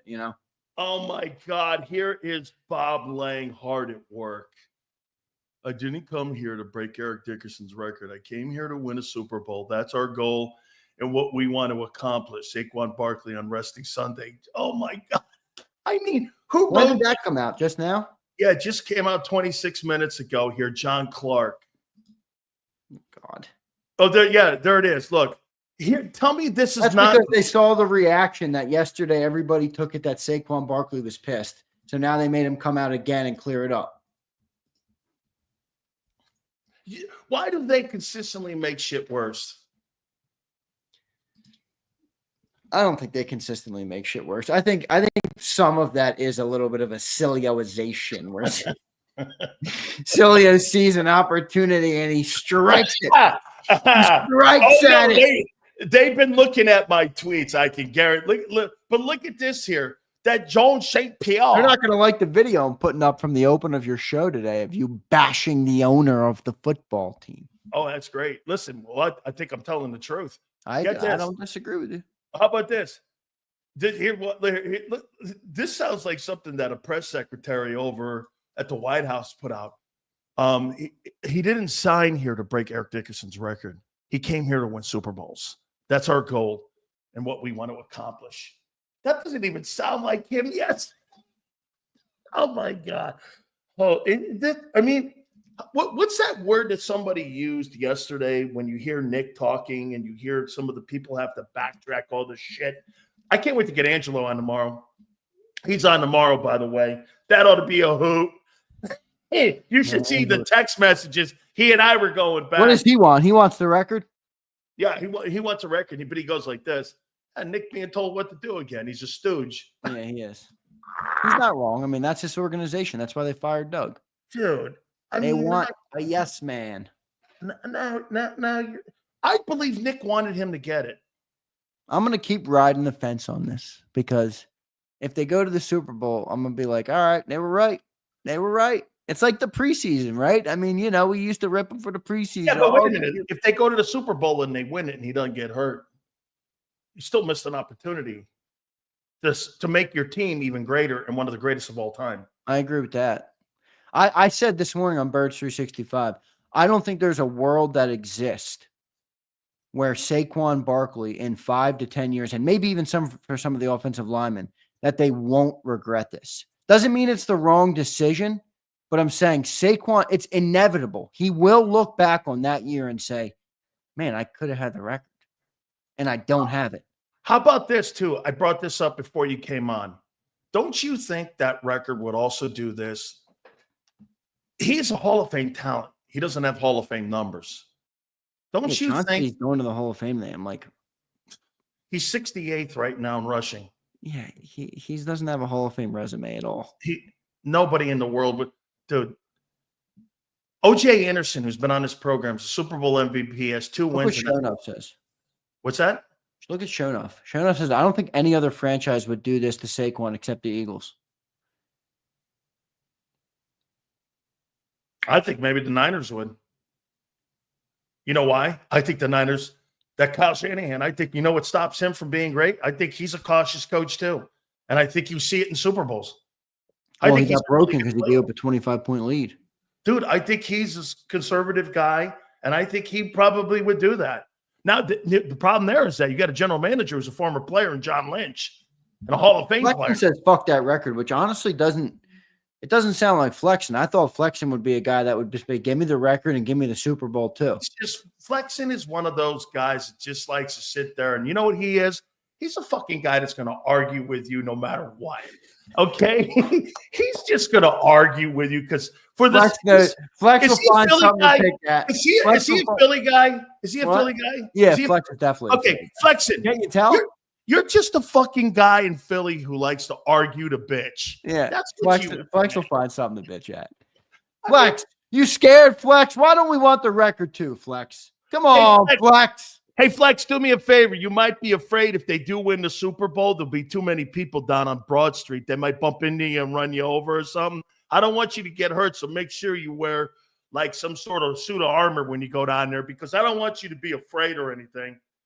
Holy shit. Don't jump on any grease poles. How you doing? No. Oh, by the way, real quick, thank you to Josh who put up a great video of Big Sills. I want to thank our great viewers, man, who do this. All right, Zander, I'm going to this is my first installment. I came up with this for the National Football Show's All-Pro. We're going to do this the day before my birthday every year from now on. By the way, all Supers will be birthday tomorrow? Yeah. Okay. Holy shit. January 2nd, day after the first of the year. Here is the National Football Show's top players in the league per position. I'm going to start offense, quarterback. The number 1, Josh Allen. He is my all-pro quarterback for this year. Second team, Lamar Jackson. Running back from Philadelphia, Saquon Barkley. Backup, second team, Derrick Henry. I have no objections so far. Wide receiver. He's going for the Triple Crown this weekend. Yep. Jamar Chase, Cincinnati. Yep. Wide receiver 2 from the Minnesota Vikings, Justin Jefferson. And number 3, Ahmad-Ra St. Brown. Ooh, I like that one. Are my 3 starters. Here are the backups. Terry McLaurin, Washington Commanders. I hate it, but I got to do it. CeeDee Lamb, Dallas I think Cowboys. CeeDee Lamb over Terry McLaurin. This is going to shock people. Brian Thomas Jr., Jacksonville. He's had a tremendous season. Is my second team. Those are your second team wide receivers. My number one first team tight end from the Las Vegas Raiders. Yep. Ricky Brock Bowers. That's insane, man, what he's doing. Right. Backup, George Kittle, San Francisco 49ers. Yep. Offensive tackle, Lane Johnson, Philadelphia Eagles.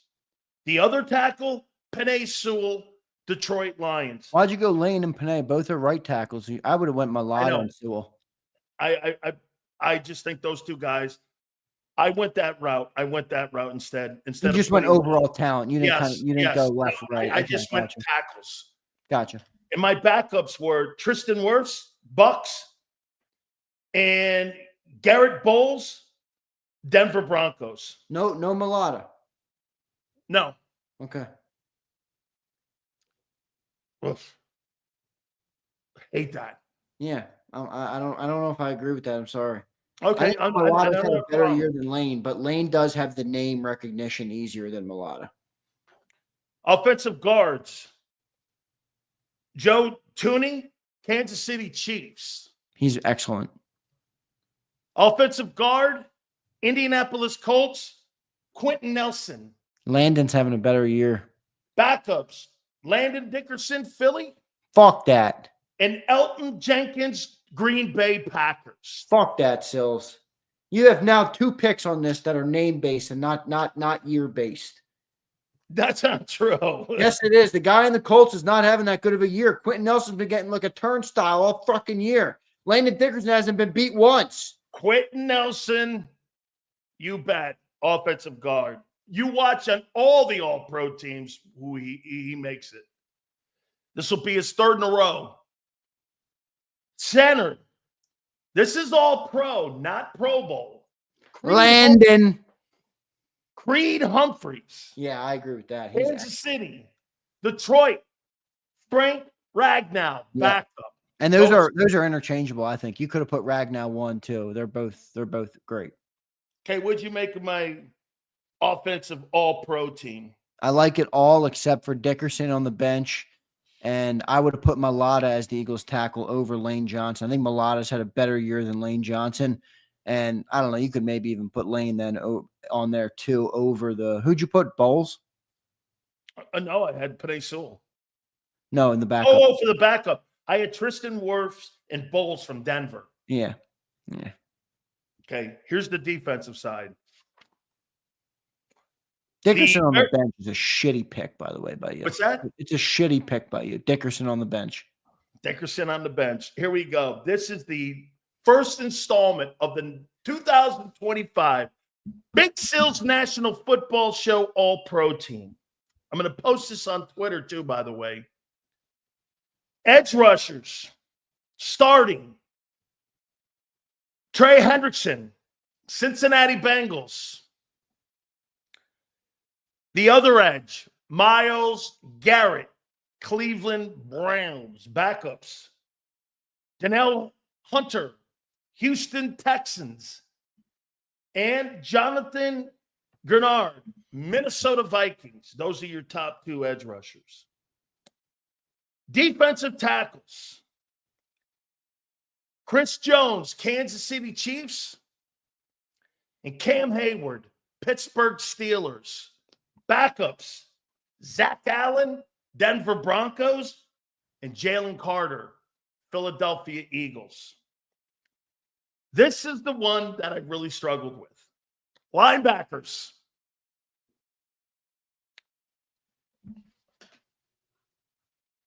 From Philadelphia.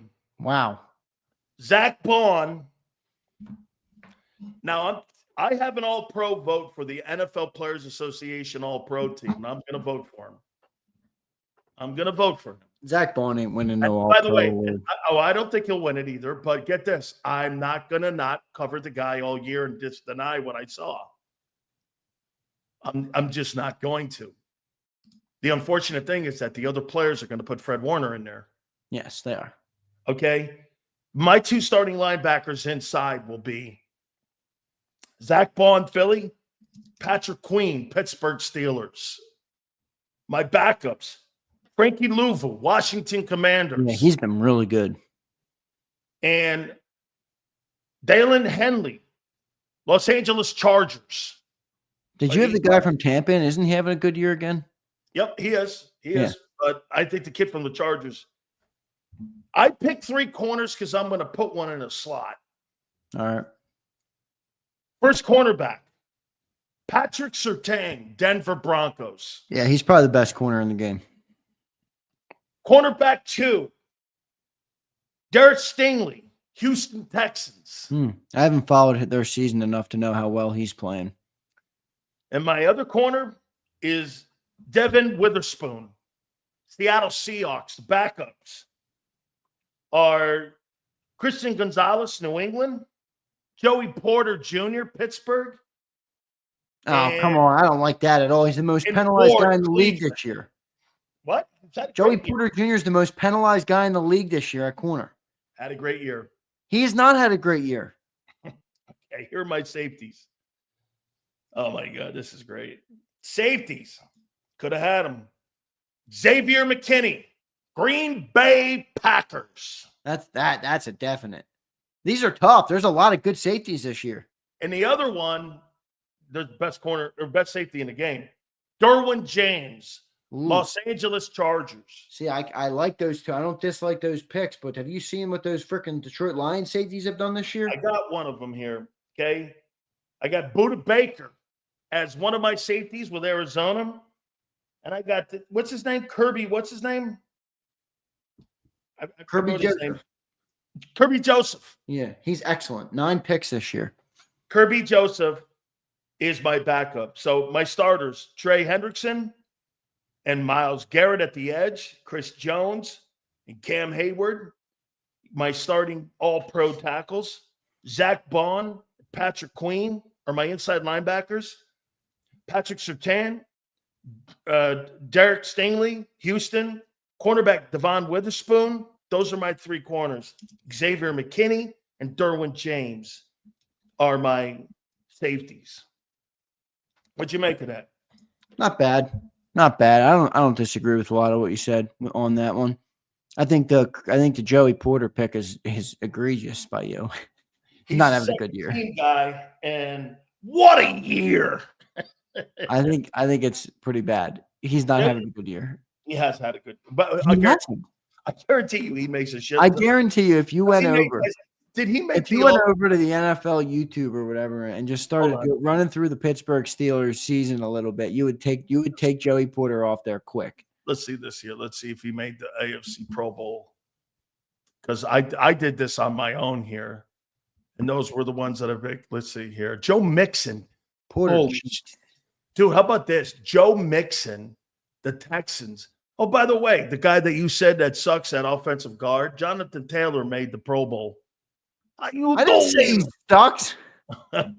I said he was the second best guard instead of the first best guard. How you doing? Sonia says that means you said he sucks. Let's see here. Safeties.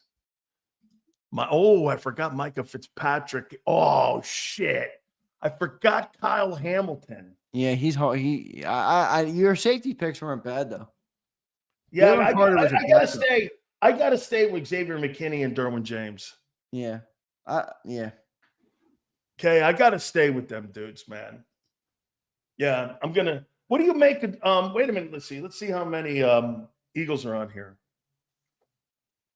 1, 2, 3. Flexion says Sills list sucks. 4. Where's AJ? Where's Devontae?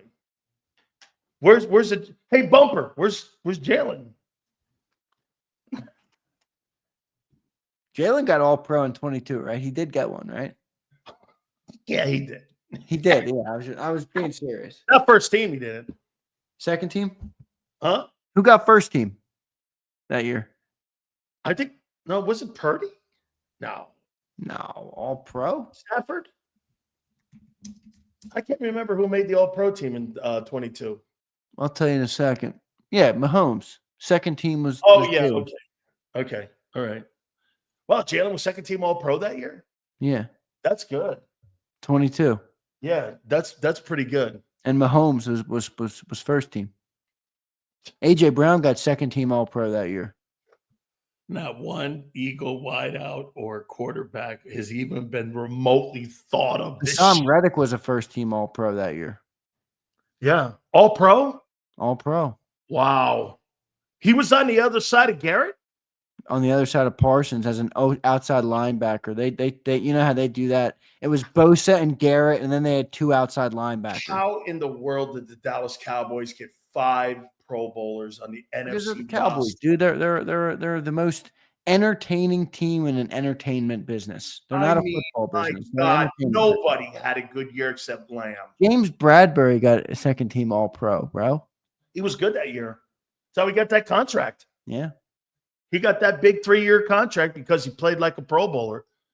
Yeah, I mean, Any other Eagles that year? oh, there were a ton of Eagles that year that made Lane the Pro Bowl. Johnson got All Pro. Jason Kelsey got All Pro. Yeah, I don't know. Was the 24 team better than the 22 team? It might not have been. How How many All Pros do we have? 1, 2, 3, 4, 5, 6. Holy shit! Yeah, you had a ton then. You had a All ton. Pros that year. Yeah, you had a ton of guys that year. You may have led with San Francisco that year. Here's the complete sheet here, or the Allen, Burrow, and Lamar Jackson are the Pro Bowl quarterbacks. Running backs in the AFC are Henry, Mixon, Taylor, Jamar Chase, Jerry Jeudy. Holy shit, the Jets were trying to trade for him, and the guy didn't want to trade for that guy because he had a bad Madden. He had a bad Madden rating. Can you imagine that? You have a bad Madden rating, and that's the context of that guy not taking you. Here's the NFC. Let's do I don't want to do the NFC. Here's the NFC. Jared Goff. Hey, James Jones, are you in here? James Jones, are you in here, man? Holy cow, look at this. Jaden Daniels, rookie, makes the Pro Bowl. Sam Darnold. Where's Hurts? Fuck Jaden Daniels. I'm kidding. He's good. Saquon Barkley. Jamar Gibbs. Hey, Zander. I didn't think that guy was that good at Bama. Oh, I knew he was that good. I told you, remember on draft day when everybody was ripping him, like, trust me, that guy's going to make an impact. Yeah, but I thought Bijan's turned out to be good, but he ain't a footballer like this. Dude, this guy, he's better than I thought he was. Gibbs he's good. Dude, oh my God. Here's a point that the Cowboys, that I'm going to hammer to Mark at the bottom of the hour here, Battle Royale. So the NFC running backs, is this right? 2 of the 3 were free agents in Josh Jacobs and Barkley, and they got none of them, right? Yep. They were free agents. Yes, they were. They made the Pro Bowl. Wow, what a whiff. Pro Bowl or All Pro? No, Pro Bowl. When does All Pro come out? In about 3 weeks. So here is the wide receivers from. Yeah, we're in January. Can you believe it, dude? This is like the end of football season. It's always a little bit depressing this time of the year, honestly, for me. They had Jefferson, Ahmad St. Brown, Lamb, and McLaurin. I think that's going to be standard. Tight end tomorrow, 42? What's that? How old are you turning tomorrow? 42? 61. You're a spring chicken, dude. Yeah. You're just getting started out here. Still, he's going to be 88, and he's still bitching about the Eagles on YouTube. Still bitching about Hurts. Hey, I'll still be bitching about 26 years later. Wishbone. You guys are still bringing up that 20 Wishbone. Hey, you're still bringing that guy. I'll tell you, he's not going anywhere at least for the next 20 years. It's fucking Big Z. You guys better get used to Big Z. Hey, let's read those supers, Junior. All right, let's do it. Here we go. Jay Shaw says, you can do fucking both. The record could galvanize the team through the playoffs. Hashtag Free Saquon. There Yeah, is a way. Oh, I love that hashtag, free Saquon. We're going to start that, Jay. Free Saquon. 61 Kyle is still says talking my shit. birthday was Look at Sunday. Happy birthday, Kyle. Hey, look at that. 61 is still talking shit. You kidding me, man? I've been talking shit since I was 18 years old, though. I know. And I don't think that's ending anytime soon. That has never been. Flex. Thank you, Flex. I appreciate that, brother. I know too many Italians and Irish people. No one will do anything to me. How you doing? You're right. If you're in Philly and you know some Irish people and some Italian people, which I know from my days of high school, and you're on 2th Street and over there in South Philly, you're fucking good. If you know an Italian that has a row home in South Philly, you're fucking good. You're good. Flexing and Steppin says, I've been said Super Bowl or bust. Get them both, Flex. Quit being scared. DC Trucker. What up, DC? What if Saquon got hurt in the first game of the playoffs? Then what? Yeah, it's a good question. Hey, before you read another super, you know that guy that goes and sees your dad at Screwballs, my boy Brad Vespi? You know, his old man was in construction, right? Oh, yeah, I heard. Yeah, this guy. So Vespi used to come down, and his old man would come down. He'd go, hey, I want you to meet somebody. Somebody's a friend. I go, where are you from? He goes, he's from Philly. I go, are you in construction in Philly? He goes, yeah, I got a construction company in Philly. And I'm going like, what's he do? He goes, he looks after things for me. That's great. That is great. Oh, man. Q the God says, Hurts didn't practice today, still in protocol. A perfect example, rest the starters. A little concerning here. Let's see how this plays out over the weekend here. Again, they were going to play him anyway, but, man, you at least would want him practicing this week, wouldn't you? Brian Pumper says, Chuck is right in the chat. I didn't see what Chuck said. He says, Jalen Hurts' inability to properly slide prevented Saquon from breaking ED's record. I blame Hurts. Pumper, email me back, you motherfucker. Pumper's blaming Hurts for them not going for the record. That is so Sileo.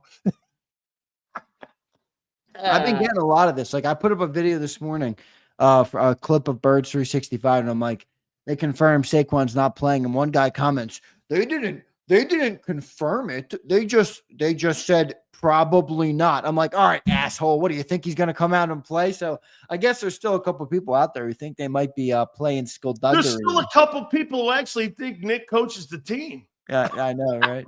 That's funny. I'm like, what Wait an a minute, asshole. Dad, what do you think I should do with our guys? What an asshole comment that was, though. I'm like, all right, dude, what are you? What? That was the kid who used to come into school and say, "Do you didn't check the homework?" Like the kid in grade school. Here we go. Lord's Grace says that's because they know they can depend on a quarterback. If it wasn't Jalen Hurts to Curry, the team, it was Saquon Barkley. What a disservice. It is, Lord's Grace. It's disrespect. Sadon Alarian. I don't know how to pronounce that, but what's up, bro? I really think Nick did this because if someone would have got hurt, he would have got crushed by the media and Pilio. Soft shit. Does he mean Sileo? Oh, my God. Yeah. That's some funny shit right there. Hey, that's a good one, man. Pilio. Howard says, how do you think Cam Jurgens did this year? Well, he made the Pro Bowl. Did I not predict that was one of the big sills? That was. Okay, that was one of the big sills predictions. Make the Pro Bowl, and he has made it. Gabe says, Saquon has been first team all year. He could have bitched about not getting the ball at the one numerous times. Let him get the record for himself. That's actually a good point. This guy does everything for the team. You know, he comes here. They become a running team. He gives up touchdowns, 15 of them at the goal line.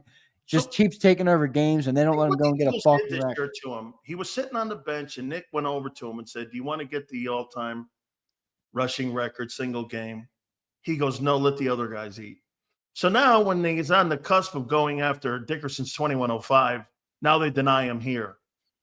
I mean, so they took – these guys are crazy, man. I mean, fuck, man. Hey, the Eagles hate history, I guess. Yeah, I guess they do. All right, that's all of our supers. Oh, man. I like your positioning right now. Right there on that sphincter muscle right there, boss. You just hanging out there, man. It's starting to hurt. I got to get off that shit, dude. Hey, I can't do it. I know, man. That's just right there for you, man. That's perfect, man. Just hanging out right there. Because you're right in a way, man. Get this, Sills. It's a non-factor if they win it. Okay? And it's a non-factor. But what if they get bounced in round one? Oh, if they get bounced, man, you're going to think Jimmy Superfly. Nobody wants to talk about this for some reason. And even you told me I was wrong for thinking about it. John told me I was wrong for thinking about it. Jalen Hurts going to have 3 weeks off coming in this game, man. The only time in his career he's missed multiple games in a row was at the end of 22, and he had a dud in week 18, and he didn't really have to do much in the first 2 weeks of the first 2 rounds of the playoffs. He beat the Giants like 38-7 or whatever it was, and then you beat the shitty freaking Niners with Josh Johnson at quarterback. Jalen didn't really have a good game. Like, is he going to come out and not have a good game? Well, he's not had a good season. Isn't that hard to say? Look at Nick. Nick says, Zander, you think that will hurt us in the future with free agents wanting to sign here? I don't think so. No. Because you know what the ultimate trump is? Winning. I mean, dude. Plus they pay. Cody K says, this might hurt the Eagles' chances on Saquon re-signing. I'm not worried about that yet. That's 2 years out, dude. That wouldn't. Well, no. What they signed, a 2-year deal or a 3-year deal? Might have been 3. If it's 3, I wouldn't concern myself at all. Hey, I love how everybody just assumes he's going to go for 2K next year because, that's been normal. Yeah, come on. People have put 2,000 rare, man. twice in their career. This is rarefied air, man. Shit, man. Look, he says, you like that, Sills? Pilio. I do, actually. I do. I actually Dude, that's great. I think that's great. Well, you know why? He gets it. This guy's been crying for like 18 days straight, Arthur McQueen. Arthur, quit crying, man. I thought the new year would make you feel a little better, man. It's a new year. Christmas just passed. The holiday season. Come on, Arthur. Hey, Arthur, whine me another Hurts sack. Saquon Barkley was an all-pro in 2022. How about He'll be an all-pro again this year. Yeah, well, funny.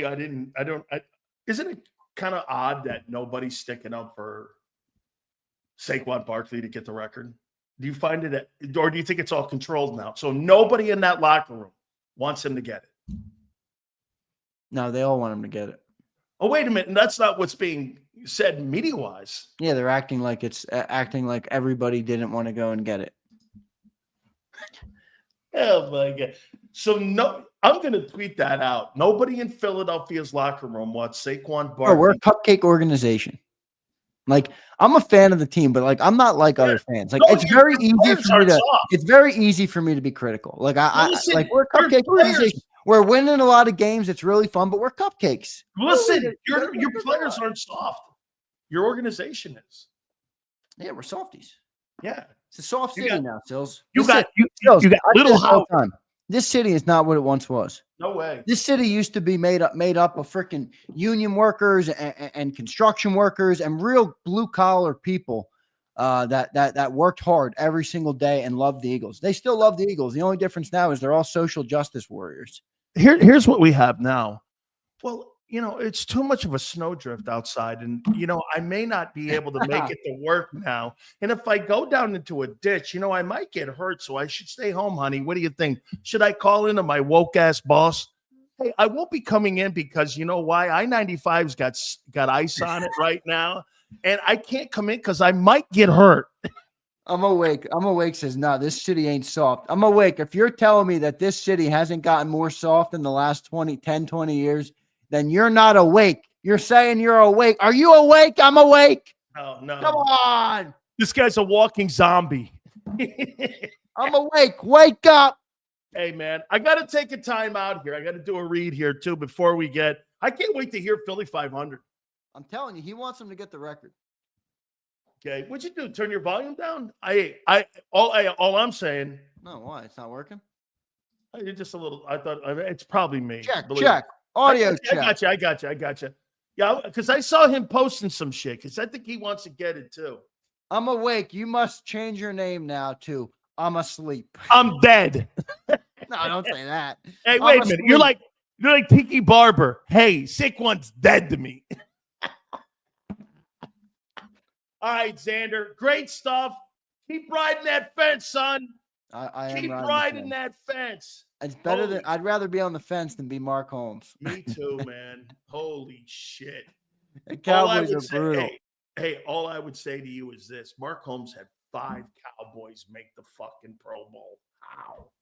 I'll tell you He what, is- it's he actually is- not a bad day to be Mark Holmes. I'll tell you why. You know how much content you have to talk about a team when they got as many problems as they do in Dallas? There's Oh, yeah. nothing better. There's Oh, no way you don't have more content than when you suck. Do you think he'll ever do what I did? The only way the What? Cowboys are good is when that guy does 10 toes down. Who, Jerry? Yeah. Well, Mark knows that. Yeah, but he won't say that. Mark's smarter than you give him credit for. Mark, Hey, well, wait a minute. Dude, it's over. Here's before I even get Mark Holmes on, there's nothing Mark can say or do. You know why? He's got Jerry. Get this. Mark can do this. He can suggest the kid Pierce, the edge rusher from Tennessee.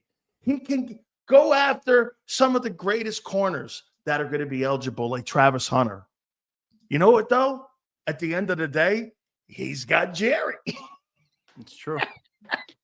Hey, they got 5 Pro Bowlers. Oh, I know. And by the way, did you see that wonderful? Wait, before I let you go, Zander. Did you see that wonderful video that Michelle Parsons posted? No. Okay. He goes, well, in this Eagle game, there were probably only 5 plays that really were the difference. Oh, I saw that. I saw that. And I was like, son, you know what the word delusional is? Delusional. They kicked your ass from the here. Hey, Mark, I know you're backstage. We're going to get you out. Here's how close that Cowboy-Eagle game was. Done. It's over. Yeah, that was ugly. I mean, I wouldn't want to get beat 41, but I wouldn't want to get 41 put up on me by a backup. That's for sure. Backup. The 13 guy was there putting the points up on him too. By the way, Tanner McKee only needed fucking 4 passes for 2 TD passes. Well, let's see what Tanner McBrady does this weekend. All right. Absolutely. By the way, if he starts shredding with Jahan Dotson, I'll tell you what. Tell you what. All right, good stuff, Sills. I'll catch you tomorrow. All right, man. What I'm going to do is do a live, Zander. Then I'm going to go right to Mark. I'm not going to take a time out here. All right, cool. And Philly 500 will be with us here in a second as well here. Big Sills here for our great friends at BetUS. By the way, also, Mark and Philly 500 involved with these guys. So make sure you guys check not only ours out, but theirs as well. Here with this year, we're having a great time during this bowl time and also during the upcoming NFL playoffs here with the YouTube 150. YouTube 150 sign-up bonuses up to $2K. Go to betus.com.pa. That's betus.com, home of Michael Vick, brand new Norfolk State head football coach. This is his home as well. Fastest payouts in the business, 24/7 personalized service, 365 days of the year. Live wagering on all major games. Go to betus.com.pa. That's betus.com.pa. Boy, I'll tell you, it's going to be a long offseason for Mark Holmes. Let's bring his ass in here right now. What could possibly the king of content be bringing up in Dallas?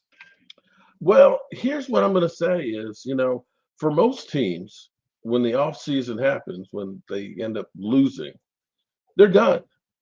For the Cowboys, I'm actually busier in the offseason than during the season because Jerry's always going to say some crazy, stupid shit. We're going all in this year. We're going to be doing and then they do nothing. We literally don't know.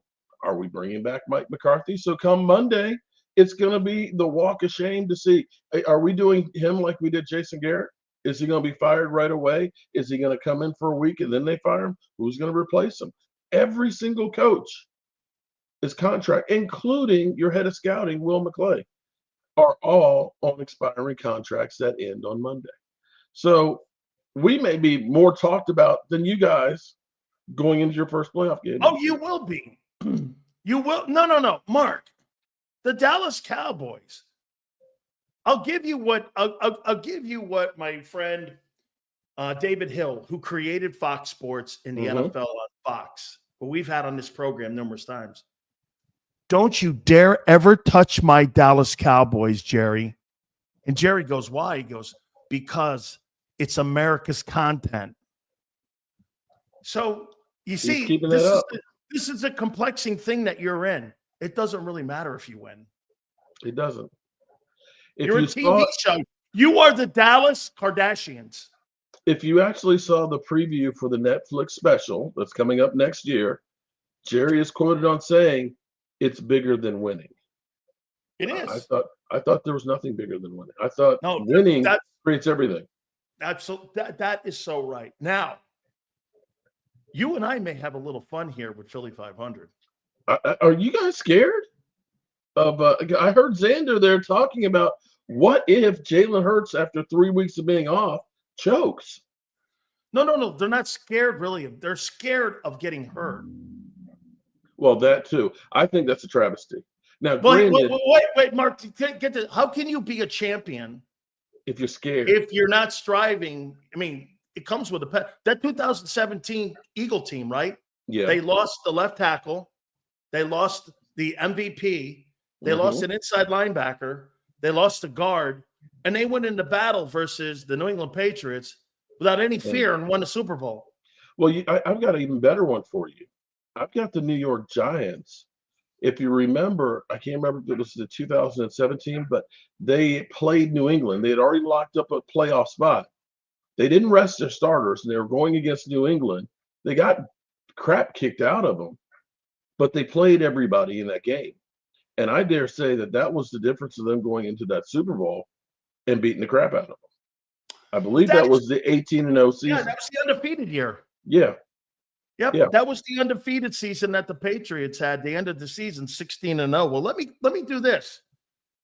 I saw Philly 500 with a plea, and I loved it. I absolutely did. I think he's on board with us here about Saquon. See, you're not chasing the single season rushing title. You're chasing NFL history here. History. Now, granted, it should have an asterisk because Eric Dickerson did it. Don't be a cowboy. But here's the thing. I'm going to say that I think that the Eagles have done him wrong because he's saying the right things and all that, but he really was. Can you imagine if you got the NFL rushing record against your old team as you're going to the playoffs? That's the biggest fuck you that you could ever have. Let's bring Philly 500 in. He's been all over the internet, and I really love this stuff here. Let's bring our friend Philly 500 in right now. Great season this year. I know you're not talking to me. What's your take on all this, Billy? Well, you think for 1 second you're going to get a Cowboy fan speak some sort of logic, and then Mark goes and totally blows it with you got to put an asterisk because of the games played. Wait a second. He's had 30-something less carries than Eric Dickerson. That's what matters. I'll give you that one. Not over. If he goes 450 carries, okay. But if he does it under the amount of carries, I don't think it's fair. Now, I put a plea out there yesterday. It is bothering me. I mean, I'm sick, Sills. I've been sick since New Year's Eve, 102-degree fever. I'm laying in bed, and I watch Saquon Barkley talking, and I can see the sorrow in his eyes. I can see what it sounds like in his voice, and it just feels like I actually take the opinion of if you skip this opportunity at the record, then I think it's going to come back and bite you in the ass. Like whatever reason, I don't know why, the fate, God put this out in front of us where we got to go get this record and then go win his championship. To me, they're connected. They're one and the same. And to turn your back and turn your nose at history, I think that doesn't bode well for going into the playoffs. I don't think it's good for morale. I don't think it's good for the team. I think it comes back and haunts you. That's my biggest fear. I'm not fearful of injury. I'm not fearful of any of that. I'm fearful that turning your nose on history will come back and bite you in the ass. How about this one too, Mark? You want to see something that reminds me of the Cowboys? Nick Sirianni had to go and ask for permission from his owner in what they were going to do. Can you imagine Jimmy Johnson ever asking Jerry Jones what the fuck he was ever going to do with those Dallas Cowboy teams? That guy was going to make the best decision for his guys. I don't want to hear. And by the way, here's something else too, Philly, that really aggravated me. You know, I don't call you Mr. Holmes and I don't call you Mr. 500. I call you guys by your names and I talk to you like men. I don't talk to you like you're my dad. Okay? Most people, when you respect people, you sit there and you go like this, my owner, Bob Kraft, or what have you. I don't like that. You talk to somebody that like you're some sort of subservient, submissive son of yours or some shit. Talk to that guy like a man. That's my fucking football team. And it just shows me one more time the difference between Dan Campbell and the difference between Nick Sirianni. Here it is right here, Mark, Billy. So Dan Campbell had nothing to play for Monday. Nothing. You know what he wanted? He wanted what you just said, Philly. He wanted unfinished business with the Niners. He wanted to go back with his team and set a mentality to right the ship after what happened in that NFC title game. And get this, he could have got guys hurt for the game that mattered this weekend on a short work week. He said, fuck it. I'm going to go there and I'm going to play my guys and we're going to go on the road and win. That's the difference between here and this. What you're saying, Philly.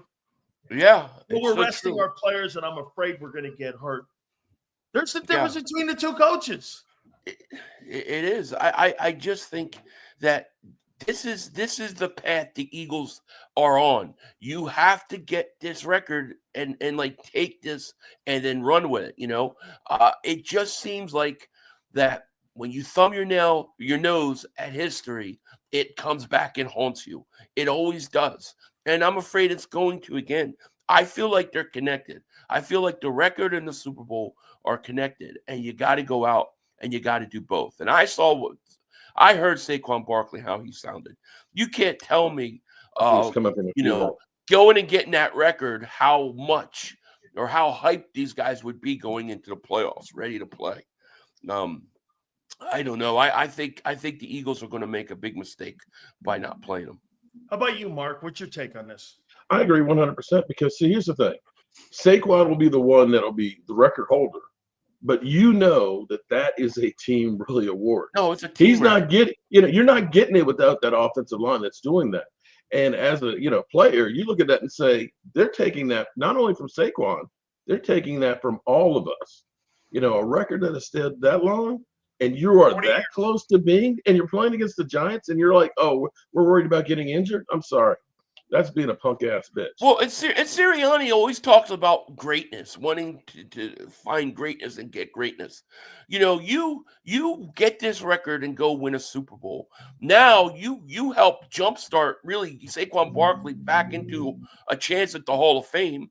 Not to mention that this team will have to be looked at, especially the offensive line, as one of the greats of all time. Absolutely. You don't turn away from that. You accept the challenge and you go out and you do it. And to me, I just feel like it doesn't feel right. Like it feels wrong in my gut for them to not play these guys. Let me tell you this too, guys. To Mark Holmes's Cowboys, the one thing that cemented that offensive line, don't you agree, Mark, was that you guys won those Super Bowls and Emmitt Smith is the all-time leading rusher in NFL history. When people are making comparisons on the greatest O-line in the Super Bowl era, you usually talk Steelers, Cowboys, because what Philly just said, those kind of accolades go along with making you and separating you from other teams that have pursued these championships. The Cowboys have the all-time leading rusher in that O-line. That solidifies you in the upper echelon. The Great Wall of Dallas. That's even right. Doesn't Billy want that? Years. Yeah, even if it did take him 80 years to do it. But listen, Dallas's offensive line is the best offensive line I have seen, right?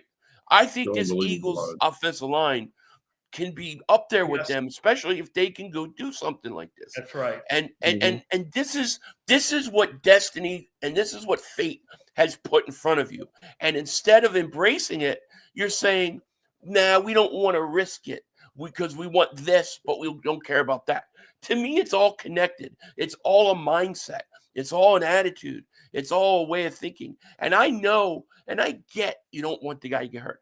I'm not going to sit there and call nicknames and say, oh, you stupid. You know, I understand. I get it. But when you hear Barkley talk, you can tell what he wants. And I'm sure many of those players on that team and that line want it too. And it just seems like something that is got to go hand in hand with each other. This Super Bowl is going to go hand in hand with this record. That's what I think. Anything that you want in life that's considered greatness comes with risk. You can't be handed shit because you want to have greatness. There's things that are risky, man. I made the point here, Mark, that 2017 team, what I'm going to say, Philly probably won't agree with me on this, but here, I'll say this. That 2017 team, and the reason that I don't believe that the Philadelphia Eagles are going to win the Super Bowl this year, and I'll tell you why. This organization doesn't have a tough mentality. You know what that 17 team did? They had an I don't give a fuck mentality. How many Eagle fans do you think in 17 when Wentz went down or when Jason Peters went down, they all were going like this? Man, there's no chance. You know what Doug Peterson said? Fuck that. We're going to win it anyway. And you know what they did? They didn't beat Eli Manning and Tom Coughlin. They beat Brady and Belichick in the Super Bowl with a backup quarterback. And you saw it this week with Campbell. I think they have made it harder. How can you strive for greatness when you're cautious? I just don't think that plugs in. And by the way, to your point, Philly, I get it. I understand it. If they were remember the year Emmitt Smith won the rushing title over Barry Sanders? I think Barry needed something like 10 yards, and he said, screw it. I'm going to do it for the playoffs. That I get. I don't give a shit about stuff like that. But a record of this magnitude, the 2105, there's so few records left that we know what are 22.5 sacks by Stranian, 2105. This isn't a franchise rushing record. This is one of the big all-time records. This is something that the NFL stops to have to acknowledge. This is something that when you win the Super Bowl, now catapults you into a different level of champion. You don't thumb your nose at that. You just don't. You man up and you go out and you do it. You got to take a chance. The old Flyers coach was a French year. I forget his name, but he used to have something on the board. I remember watching old Flyers videos with my dad in the 70s when the Flyers won the cup. He said, there are no heroic tales without heroic tales. And that's the truth. You want to go have these moments, you got to take a chance and you got to go out and you got to do it. And this is what's been put in front of the Eagles. And if they turn their back on it, I'm afraid it's going to bite them in the ass in the playoffs. And I'm telling you right now, if they lose in the playoffs and don't win a Super Bowl and don't go for this record, I'm going to directly blame the fact that they made this decision right now that put it into their season. They better go win this thing because you can't come away with nothing. That's right. 150% here. Speaking of nothing, let me ask you this here now. I mean, hey, is McCarthy coming back or no? You know, Jerry likes to milk her. Here's what I'm going to say. How many times we heard that Mike McCarthy is going to get fired? Now, he can't get fired. He can't get fired. It's just going to be, we're not going to bite him back. When I listened to the press conference today, he talked about exit interviews that they'll be doing on Monday with the players and stuff. To me, that's kind of saying that I'm going to be here. But I will also say he got an agent because he's the second lowest paid coach in the NFL. Andy Reid's paid $20 million a year. He's getting $4 million. Stinks. So the thing about the Joneses that's crazy is Sirianni makes sense. That's what I'm saying. Andy Reid. He's no Andy Reid. No. He ain't on that level. Okay, you no. Listen, Andy Reid makes how much? What is 20 million. 20 All right, so million. Okay. then he should make And everybody comes 500,000. down there. Okay. All right. Well, there's a lot of ones out there that are in the 10 and 12 range that will be getting fired this year. Mark was so cocky still. I gotta say, leading up to that Eagles game, Mark is doing all these I pulled a videos cop about Fizzle me. on you. Where's Okay? Philly 500? I'm trying to enjoy Christmas. Well, JAKIB Media doesn't want me on. They're not having me on. He thought they were gonna beat us, and then to watch Dallas get destroyed the way they did was the most beautiful thing ever. It was. Philly, I've turned into the Dallas Cowboys. It's not about winning games. It's about making noise and making a presence in the media. Like Micah Parsons said, hey, come on here to Dallas because you'll fix your media, standpoint. That's the selling point that Micah had this past week. Come on to Dallas because your social media will really blow up. That's what we got. Hey, and Mark, that comes from the ownership. How about this, Philly? How in the fuck did the Cowboys get 5 guys on the Pro Bowl team? Hang on. CeeDee Lamb. Oh, that's easy. Wait a minute here. CeeDee Lamb. Tyler Smith. Tyler Smith made the Pro Bowl. Oh, wait. Micah Parsons. Didn't he miss half the year? He missed 4 games. He missed 4 games. He's still in the top 5 in pressures. But here's the thing. Wait a minute. Your kicker and Turpin made it. Okay. Turpin Those two definitely deserved it. Yeah. Turpin is the best returner. Your place kicker, too, was your best player. And CeeDee Lamb had a pretty good season, but although it got shut down 3 games early, he's got 1,200 yards. That's not a bad stat with that bump thrown to him. Hey, Philly, their best player was their place kicker. Yeah. But here's the problem with the Pro Bowl. And I can tell you, it's a popularity contest. As soon as the Pro Bowl names, balloting starts, every one of the Cowboys YouTubers and bloggers are out there posting the links to go ahead and vote, and we get more votes than anybody else. Doesn't necessarily mean that they deserve to be there, and that's where I got beat over the head that last year. Oh, you guys had 11 Pro Bowlers and everything else, and it's like some of them really didn't deserve to be there. And me being a Cowboy fan, I will admit it. Some of our guys did not deserve to be where they were last year. But How about this one, Mark? Let me get to Philly on this. So you get this. Imagine this. Remember I told you guys waste a ton of money and you guys don't spend your money well, right? So this year in Philadelphia, they spent $35 million on A.J. Brown. They spent $25 million per year on, I know the contracts and all, but it's going to average out to this with Devontae Smith. They got a $50 million quarterback. Now, one of those guys, except AJ, who's an alternate, are even being considered for the Pro Bowl this year. Philly, I don't care what anybody says. Jalen Hurts had a bad year this year.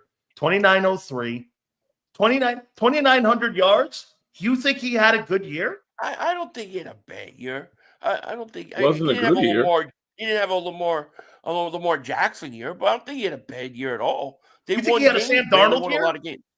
You think he had a Sam Darnold? No, but I don't know who the hell that is. I don't believe that's Sam Darnold playing. I don't know who the hell that is. That is a great take because I don't either. I don't. I mean, I have no idea who that is playing up there either.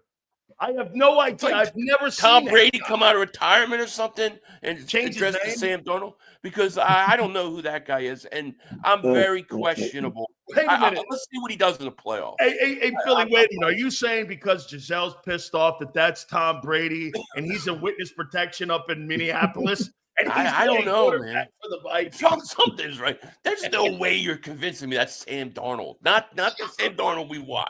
I don't But Philly, what's your take on that, man? I mean, because you just laid out something else. They're not going to go for the record. The passing game underachieved. Let's just be there at least at that. It didn't look like what people thought it was going to look like this season. I mean, this is Super Bowl or bust, right? Right. And I always see people, saying, well, why are you people choosing the records over the Super Bowl? Super Bowl is still the most important. Of course, the Super Bowl is the most important thing. But why does it have to be one or the other when it's supposed to be both? If the path to the Super Bowl requires that record, which I believe, just from a right state of mind going into the playoffs, it does, you got to go take it. Everybody just assumes it's one or the other. Why do we have to assume somebody's going to get hurt or something bad's going to happen? Why can't it be that you do both? And I believe that they can. That's why I want to go for it. But I think when it deal with Pro Bowl and you deal with things, where other teams and the national media have to talk about getting Eagle players involved, we're never going to get the benefit of the doubt. How is Jordan Mailata not in the Pro Bowl? How is C.J. Garner-Johnson not in the Pro Bowl? I mean, I just think that we're never going to get a break from anybody in national media. So when you got a chance to go do something, take it yourself, you do it. Here's what I would say, and I would make a comment to Mark here on this.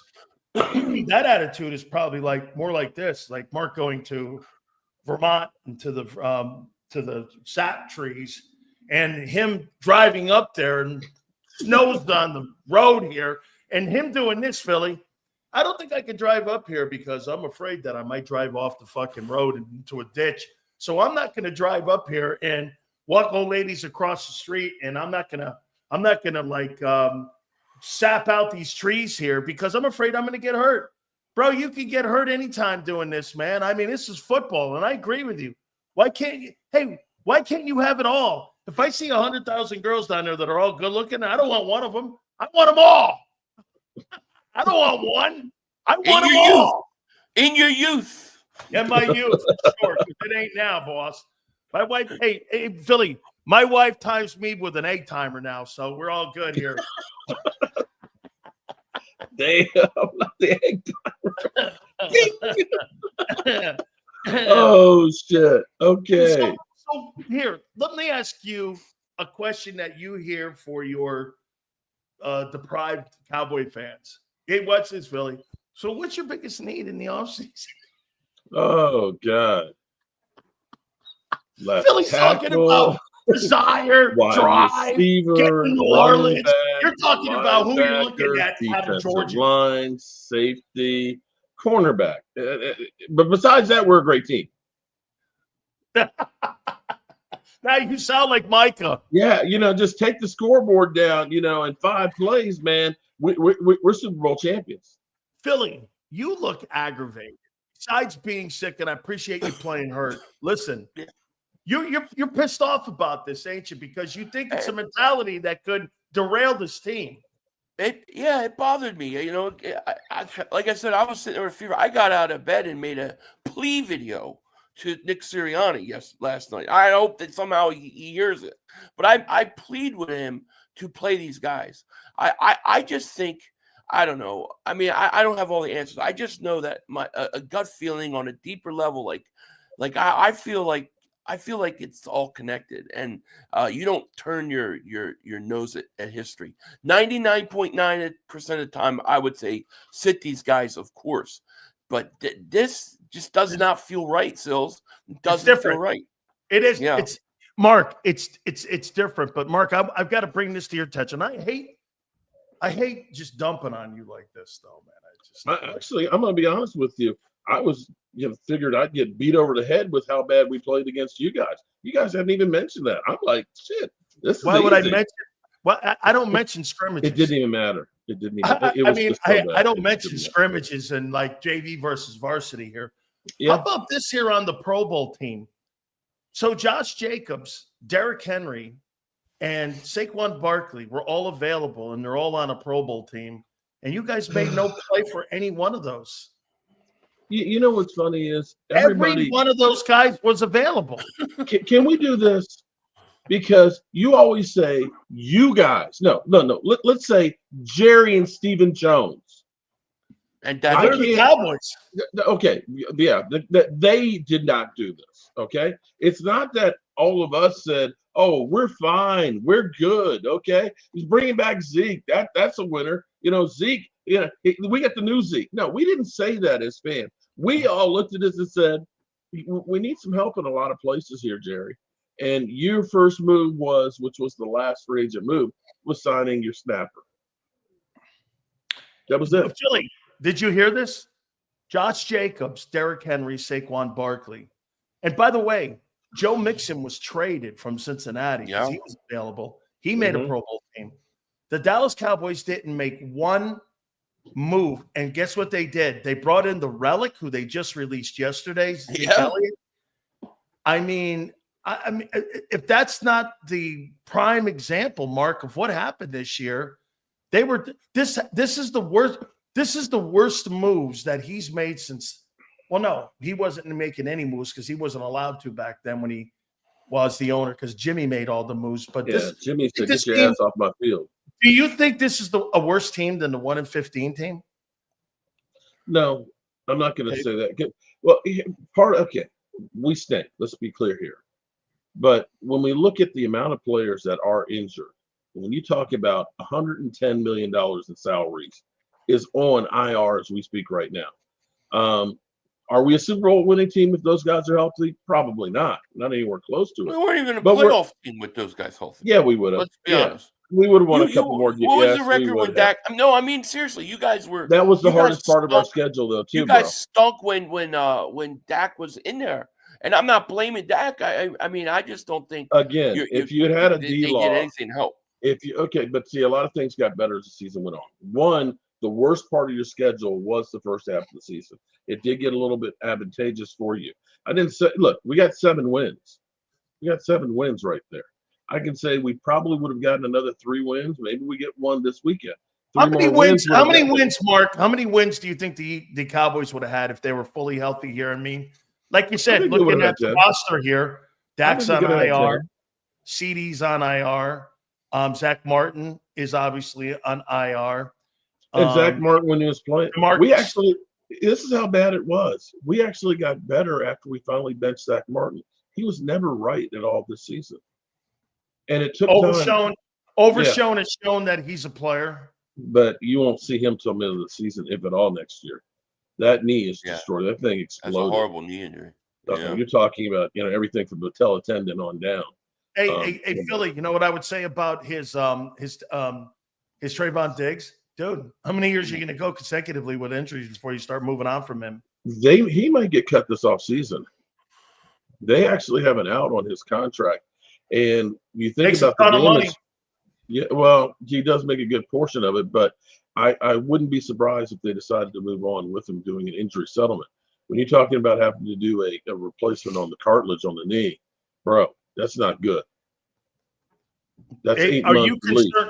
Are you concerned, Philly, that Jalen is still in the concussion protocol? This will be 2 weeks in a row. They obviously weren't going to play him anyway, but I mean, here's the Eagles once again. They're not going to really tell you if a guy's hurt or not, like they did with his shoulder a couple of years back in 22. But do you take anything away from it, or are you not concerned as yet? Maybe next week, if we see more, he's still in it. Yeah, if he's not cleared by next week, by let's say next Monday, I will be concerned.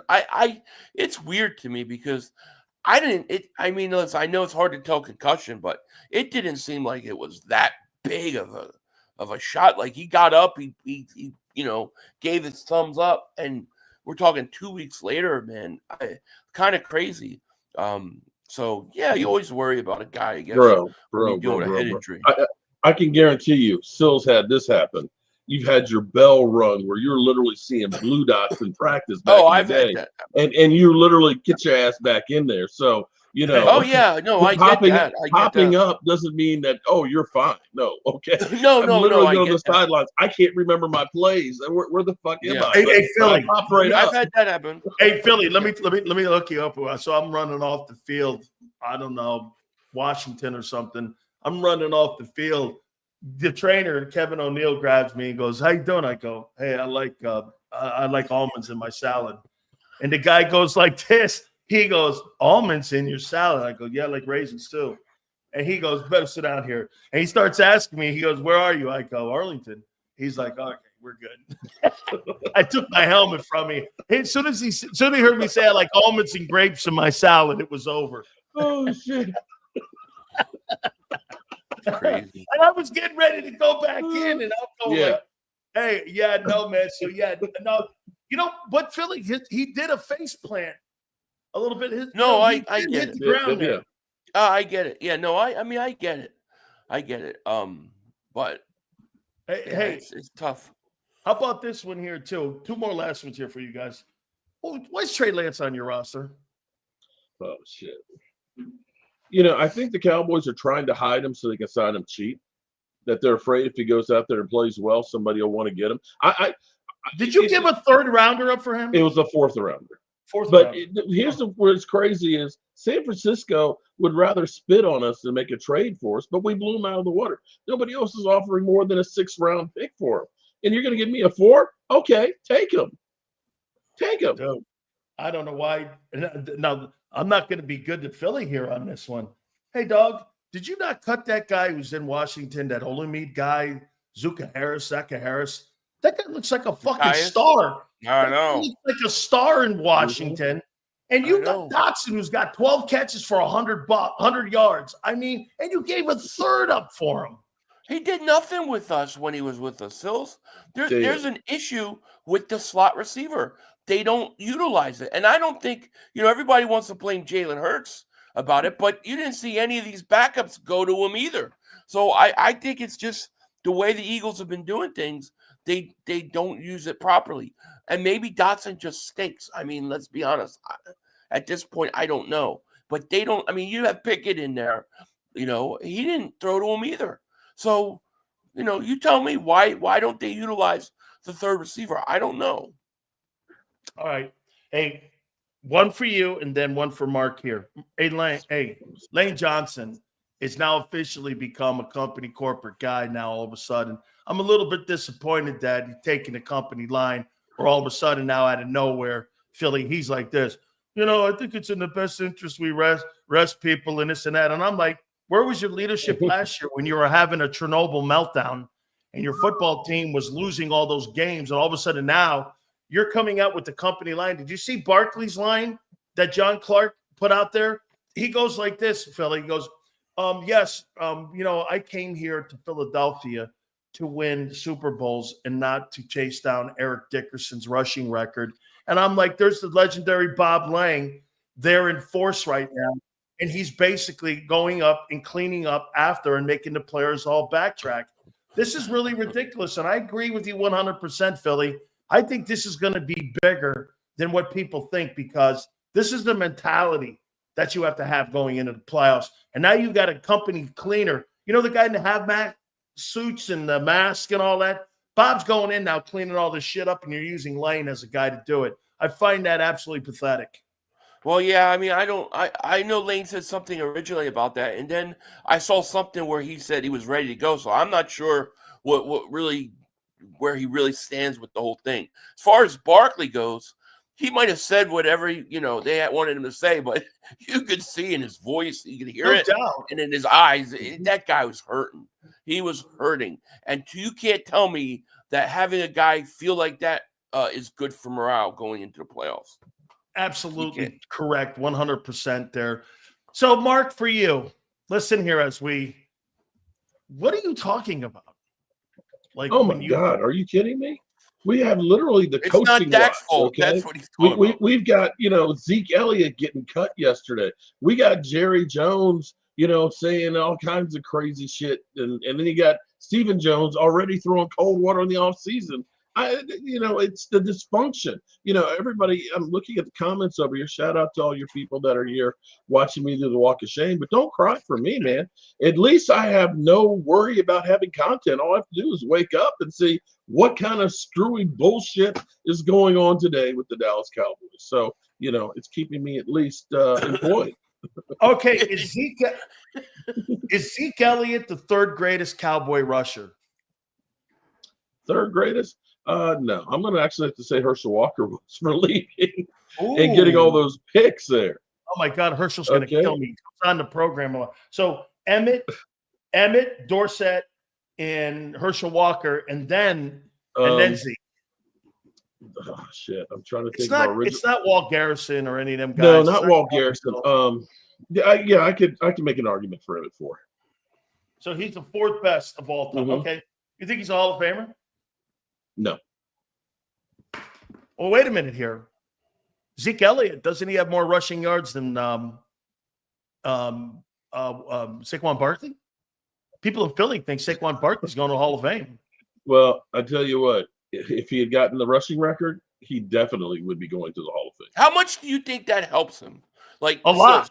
Oh my God, to own that record, I think that would be the thing that get him in. Because I can look at it and say Eli's probably going to be in as a first ballot Hall of Fame, and those 2 Super Bowls are the reason. Because you look at his numbers beside those 2 playoff runs, he was an average quarterback.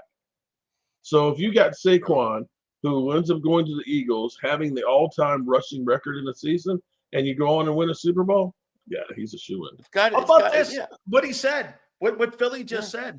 You know, I work on a lot of the Hall of Fame guys. This week I did about 10 of the Hall of Fame voters. I do research for these guys. They asked me to do it, and I was talking to Jason Cole about it and putting the intel together. And there has to be significant historical moments on your resume that you have. And like Philly said here, man. I mean, dude. I mean, having great rushing numbers. Here's a guy that you guys may not remember, but O.J. Anderson's a Super Bowl MVP. He's got 2 NFL Super Bowls. He's a Rookie of the Year when he was with the Cardinals, and he's got 11,000 rushing yards. Herschel Walker too. Those guys aren't in. How could Barkley be in? But if you give me 2105 and then you happen to tap it off with a Super Bowl and you are a 10,000, 11,000 yard rusher, that's serious conversation that you're going to start going like this. Well, those years in New York were wasted. Okay? Because I'll say this to you, Philly. Barkley's a Hall of Fame talent. His years in New York were just wasted. I agree. Agreed. I agree. And what about the offensive lineman? What about a guy like Lane? Like, does it help them too? How about Stoutland getting in? Yeah.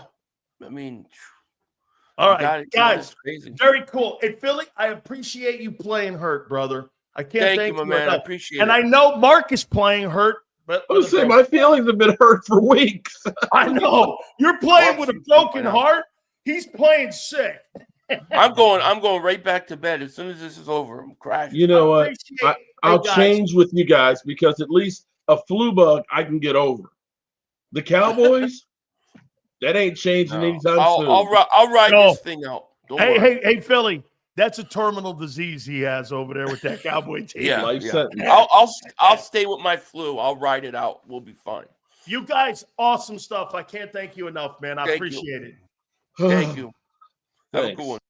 Oh, good, man. Those guys are wonderful. Mark Holmes and Philly 500. Make sure you guys please hit the like button here. Hey, don't forget, too, all 3 of us would bet US, by the way.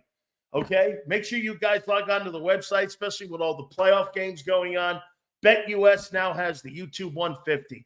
Second and third sign-up bonuses are 125 all the way up to 2K. Also, 200% in crypto if you're into that, man. BetUS.com.pa. That's BetUS.com.pa. Fastest payouts in the business, 24/7 personalized service, 365 days of the year. Live wagering on all major games. And if you want to do this too, you want your own private account, an accountant to be able to handle you and walk you through all this, they can set you up with that as well. Go to betus.com.pa. That's betus.com.pa. And do me a favor, tell them Big Sil sent you. If you missed any of today's show on the JAKIB Media channel, listen to the podcast on your way home. Available on YouTube, Apple, and Spotify. Ignite your nights with free live entertainment daily, only at Live Casino and Hotel Philadelphia's Center Bar. 7 days a week, enjoy some of the region's top party bands, performers, and DJs as they take the stage in the heart of the casino action. Great cocktails, live music, and lively moments. It's all happening at Center Bar at Live Casino and Hotel Philadelphia. Visit livecasinophilly.com for more details and the complete list of upcoming events. Must be 21 or older. Gambling problem? Call 1-800-GAMBLER. The following is a real testimonial from the father of a young injured victim. I didn't think she was going to make it. Major Perry's daughter was the victim of a horrific accident caused by someone else's negligence. If you don't find the right counselor, law firm that you're looking for, you will get lost in the wilderness. Badly injured? Call the Fritz and Bianculli Law Firm at 215-458-2222 and find out why they say, "We got this." In our hometown, we all look out for each other. We step up to keep our communities going strong. And at Independence Blue Cross, we're here to keep you going strong as the #1 health insurer in the region. No IBX is always looking out for you.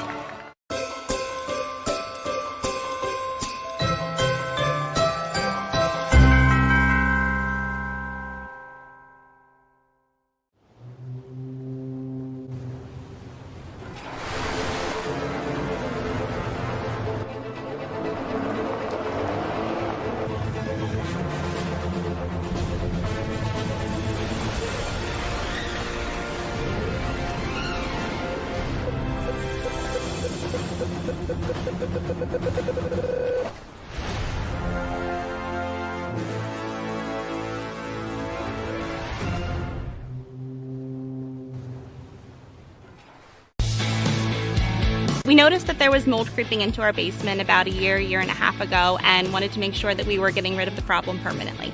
We actually reached out to several different contractors to get it resolved, and actually 2 of them recommended DryTech to us as a long-term solution. Other than the noise factor, we wouldn't even know that there was work being done on the basement level. It's really been a clean process for us. Score and save this football season on your car insurance. Before the next game, save up to 40% on your auto insurance policy. That's right, 40% savings. Call an audible this season and contact the Del Val Insurance Group. They're an advocate for you, not an insurance company. That means they'll get you the right coverage and save you up to 40%. Call managing partners Fran or Jim of Del Val Insurance, 215-354-0122, or score and save at dvigi.com. dvigi.com. EAGLES, Eagles.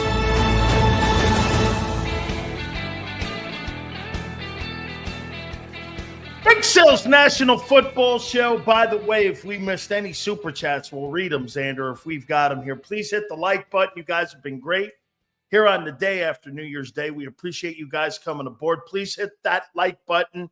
Guys, do me a favor. Give me a total on where we are in the likes. What defense are the toughest playoff matchups? I think it's Minnesota. I think Minnesota is the toughest defensive matchup in the NFC. Of all the teams you have in the NFC right now, name me a better defense than Minnesota outside of Philadelphia. Okay? I mean, what's a better defense than Brian Flores' team in the playoffs? I mean, and Fly says the Bucs. Kind of, sure, they're there, but not as good as Minnesota, in my opinion. Take a look at it right now, too, when it comes to the standings here. And how many, and you know, one of the most important numbers for me, okay, when it comes to numbers with me, Zander, if we happen to miss any of the matchups or any of the super chats, please let me know. 221, that's really good. Thank you, guys. Let's see if we can get to 250 by the end of the program here. Take a look at what you have in Minnesota here. Minnesota has surrendered how many points? 301. The Eagles have given up 209. There's no other team remotely close to that in the NFC. Green Bay's given up 314. Washington has given up 372. And points against right now, I mean, Minnesota's second to Philadelphia right now in points against. I want them to play for the record. 17 Super Bowl, 18 winning Eagles rested players, the regular season game. Mad D, that 2000 team that you had, 2017 team, had one thing that you don't have right now. Nick said probably. Keep the faith, kid. Keep the faith. Keep the faith. You're getting the company line now, and this guy still thinks that there's an outside shot of him playing this weekend. You're probably still under the notion Nick makes decisions on that team. Am I right? Mick, how about this? Let's do this about Nick Sirianni here. By the way, Angelo Cataldi will join us tomorrow. Let me ask you the most important questions about a head coach. Prior to the game, Do you believe Nick Sirianni sets the active roster for Sundays? He puts the names down and he submits them. Or do you think he gets that from the front office?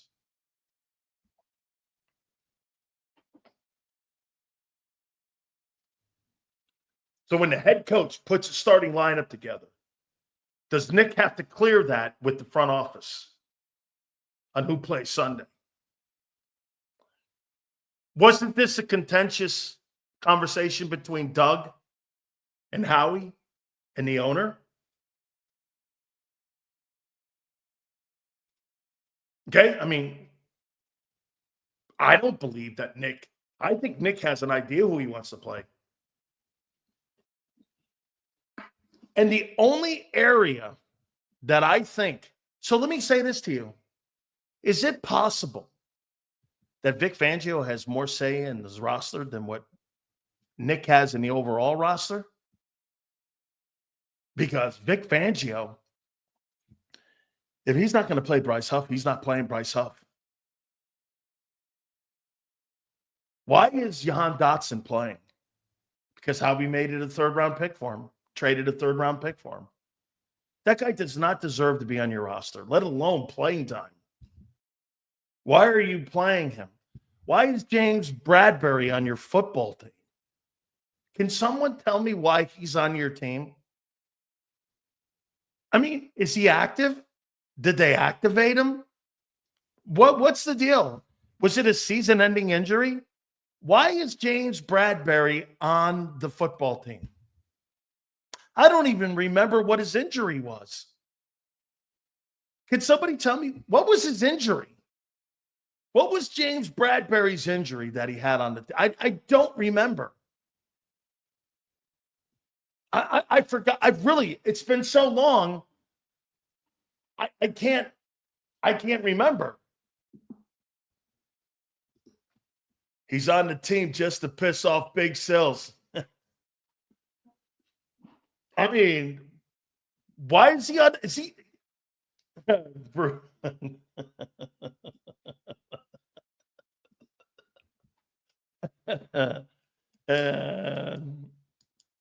was a leg injury. Okay, that defines it. They're saving him for what? Try to play him at safety? Why is he on your team? Because of Howie. What are you saving him for? And oh my God, Yale. Even you now are getting drugged into the dreads with the rest of these students. Okay?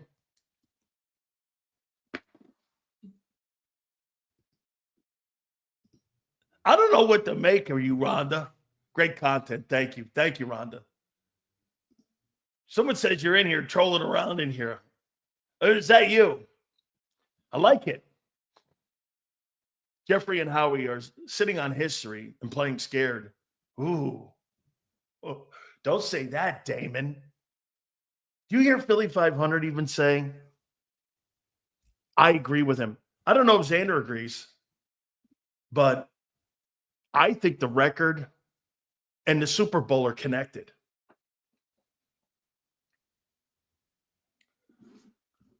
I disagree. I think they're connected. I'm gonna agree with Philly 5. I think they're connected. If you can't strive for greatness always, you're picking and choosing to strive for greatness. Come on. Okay. What would you know about fucking greatness? Okay. I mean,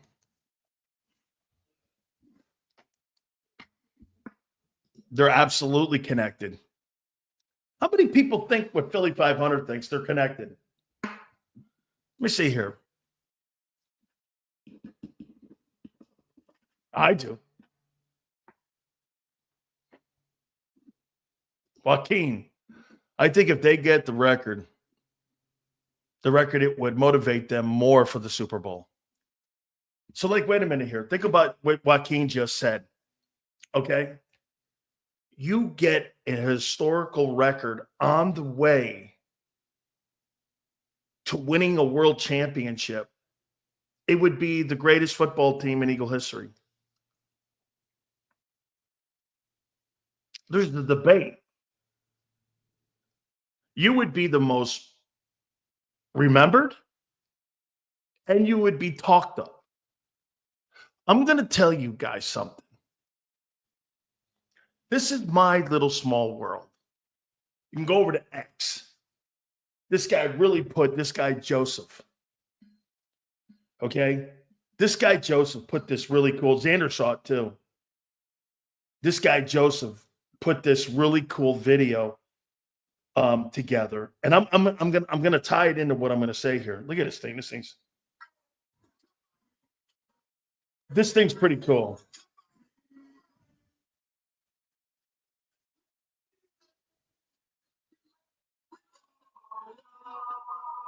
This is a really cool thing. I love this thing. Okay. And he put how you doing here. Okay, see this? This is the first game of the national championship game. I throw this guy in his head. Big Sills with the sack. There's Jerome next to me. Here comes Jerome. Right there. Okay. Prior to that game, until this game, do you know what we're voted on? Not just the most hated team in NFL history or college, in American sports history. Our team is remembered as the most hated team, including your Gang Green, by Sports Illustrated as the most hated. Do you know what else we're voted? The greatest college football team never to win a championship because of the people we had on it. Do you know how close to greatness we were 37 years ago tonight? All week long, they were telling us we were going to win by 14 points. We were so close to greatness. We were being called the greatest college football team of all time. Look at my coaching staff. My coaching staff went on to win 3 Super Bowls. Okay? And there we were, so close to grabbing it and so close to perfection. We won it the next year with our backups. We were right there. It killed me. To this day, 37 years ago tonight, it will always stick with me.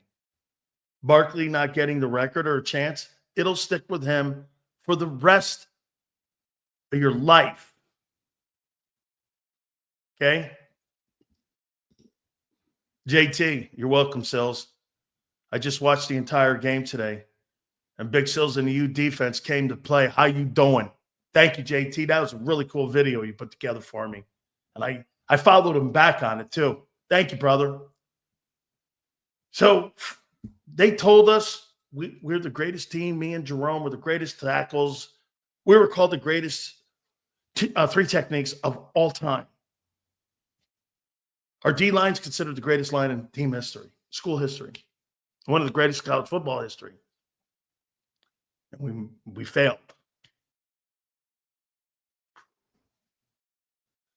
I remember standing up on the bench. I'm going to do a video later. I remember standing up on the bench in Tempe. Jerome looking at me. Vinny's on the 10-yard line. I sat down. He looked at me. He goes, we're on the 10. There's 15 seconds left. And I go, no way. And he goes, you think he throws a pick? I go, yep. We had given up 7 first downs and 150 yards in total offense. Still records to this day. We crushed that team. We had 20 tackles between me and him, 3 sacks. We dominated them. One guy's a Hall of Fame candidate, Steve Wisniewski. DJ Doe, we crushed that team. I'm sitting there and I go, he goes, Jerome goes just like this. You think he throws a pick? I go, threw a pick to Giffinopoulos. Jerome sat down and went. And I said, why are you upset? He goes, God, man, we would have been remembered forever. Walk into the locker room. All the teammates were waiting for us as me and Jerome walked in because we played our asses off. We walk in, we sit down. I didn't take my gear off. I just sat there and I went, fuck, man. Jimmy came over to me and Jerome and went like this. Unbelievable. Unbelievable performance. Wasn't good enough. Chance of greatness. Right there in my hand. I couldn't do anything about it. To this day, a moment of perfection and being called the greatest team of all time. Gone. I get to the airport that next morning, happened to have been my birthday, because January 2nd, that game was played. I'm at the airport the next day. There's Joe Paterno. And there's Joe Paterno. And he comes over, puts his arm around me. He had recruited me.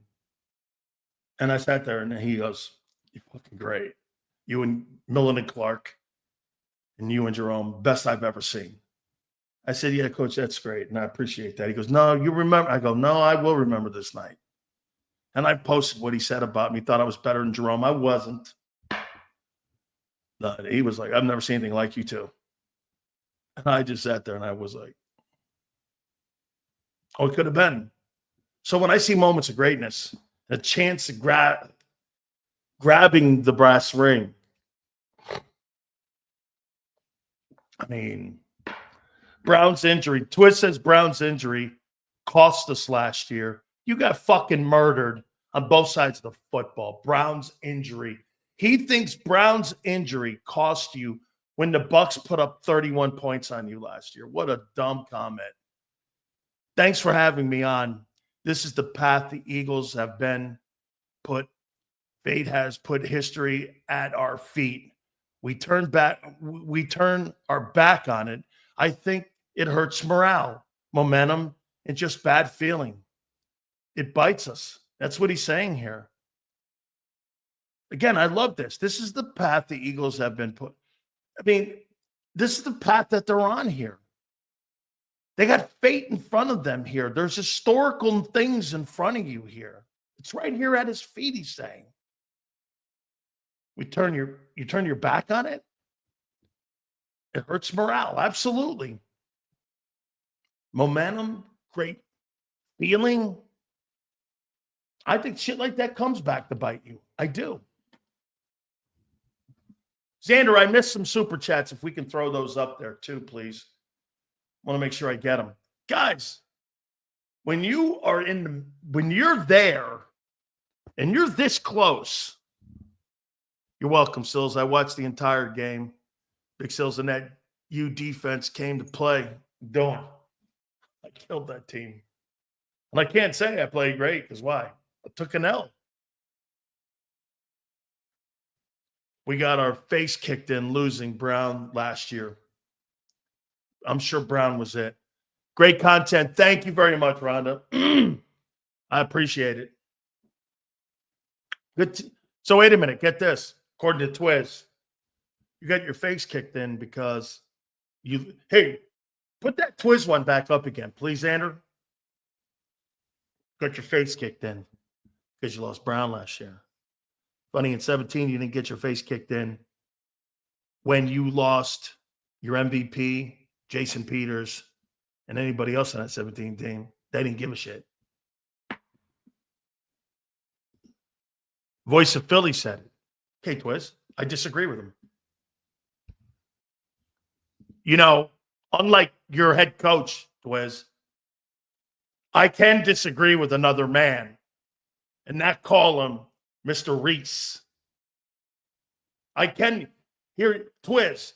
For the record, you're allowed to stand up for yourself and act like a man and talk to another man like a man. instead of like, you're his son.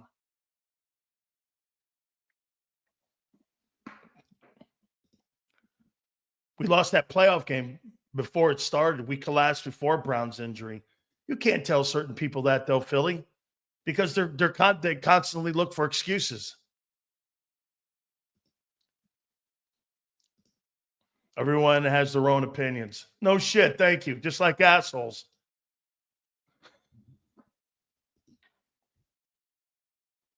Tony goes, you can't deny history, but you can sure evade it. Boy, did you see Philly's face? I know he's sick. Did you see his face? He hates it. He fucking hates it.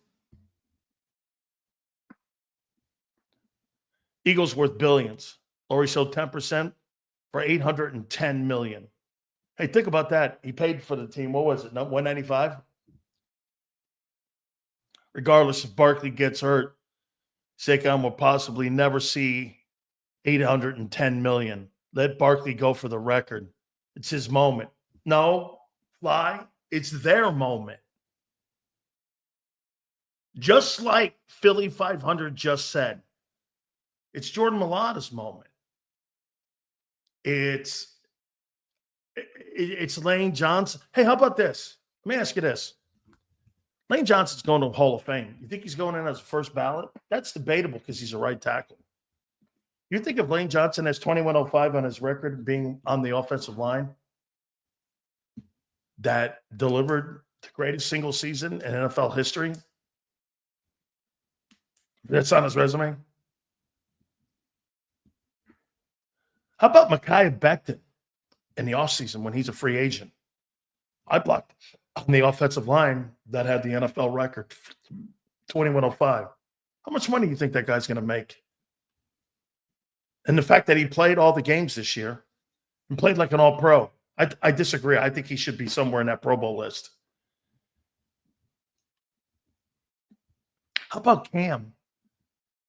Cam replaced Jason Kelsey. And they broke the record. Hey, Jason, I know you're a great player, but Cam was an upgrade. How do we know this? They broke the record. Well, they got a better running back. Oh, we're going to start dissecting that now.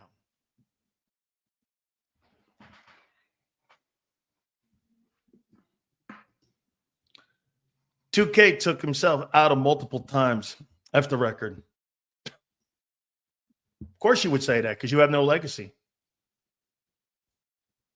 People who talk like Twiz have no legacies. Like most sports media people.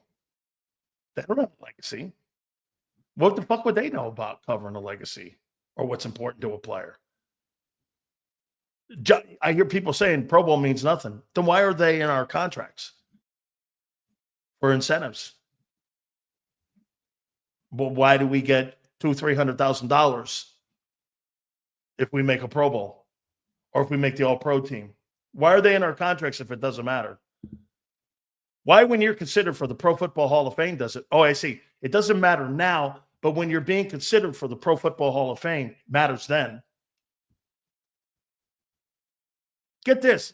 It doesn't matter how many Super Bowls you have on your resume. How many New England Patriot players? Here, let me think this. You think it matters to Amendola? Amendola has 3 Super Bowl rings. Let me see about that. How many Super Bowl rings does Amendola have? Let me see.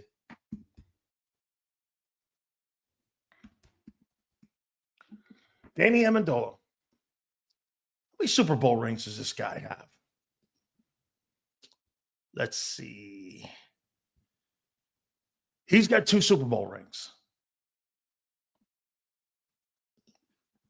Whew. Hall of Famer. Never see the inside of a Hall of Fame in his life unless he's buying a ticket. Hall of Fame ain't doing shit for him. Or 2 Super Bowl rings ain't doing shit for him. Randy Moss ain't got a Super Bowl ring. Randy Moss is legendary. Terrell Owens doesn't have a Super Bowl ring. Terrell Owens is legendary. Having those Super Bowl rings with quarterbacks kind of solidifies it and helps the number. But you could have 3 or 4 Super Bowls if you played in New England or in those San Francisco 49ers. You think Keenan Turner's got 4 Super Bowl rings. He's not in the Hall of Fame. Do you even know who Keenan Turner is? Probably not. You guys have no idea. Hey, James, how many Super Bowls does Mark May have? 3? Played on that Hogs team? How about Joe Jacoby? How many Super Bowls does he have? 3? He's not in the Hall of Fame. He played on the Hogs.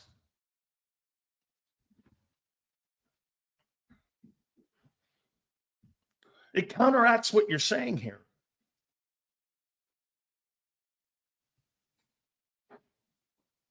Players don't care about the Pro Bowl. Really?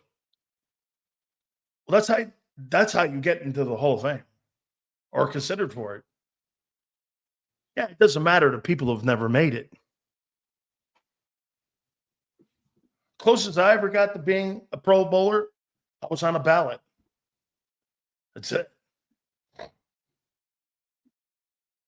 I was honored just to be on a ballot.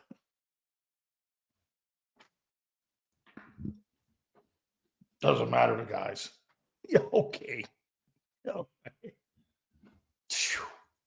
Man, am I disappointed. Very disappointed today. Some people. Fuck the record. It's not the record. It's the mentality. And I think that's exactly what Philly's talking about. It's not the record. It's the attitude that you're going to need to close this out. You're not tougher than Detroit. You're not.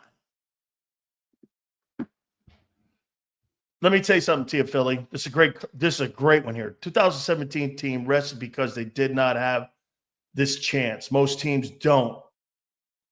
This is our path.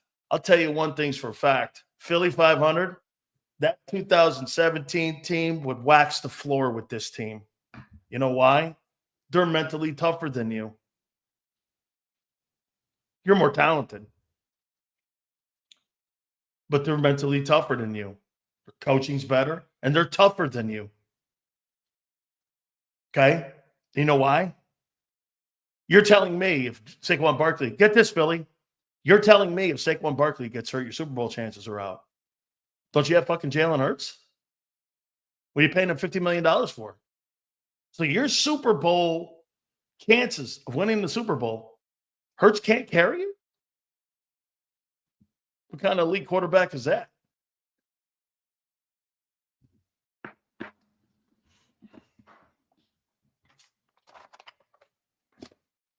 This is more about an attitude instead of the record's a symbol. It's a symbol of your toughness and the message you send to others. Don't you think that's a message that all of a sudden your guys come rolling out on a Sunday and you're Detroit or you're Green Bay, who you may have to play in the opening round, and there your 5 guys are out there, best O-line in football, and they're doing something because you know why? They want to do it as a unit. Here's another problem that I'm having. Company line now, all the Eagle players are now saying exactly what the organization wants them to say. Do they have a mind of their own? Holy shit, your organization controls your coach and your players' voices. It is so sad. You bet Dan Campbell would go for it. Philly, take a look at the internet now and social media and look at all the players. Mulata wanted to go for it right away. Lane wanted to go for it. Now, all of a sudden, this is all 360 backtracking because now the Eagles don't want to make it look like everybody's not on board. Dude, you can't fix things with words. You fix shit with actions. These guys think you can fix things with bullshit. That is so unbelievably pathetic. You know what, guys? I have put myself out there now because you may be right. You may win the Super Bowl. You may win it. I just don't think that's a way of going about it. My mentality may be 100% wrong. We're going to find out because, like I said, the bullshit's over with. It is over with. Okay? It's totally over with. I believe the players want this. I do too, man. I do too.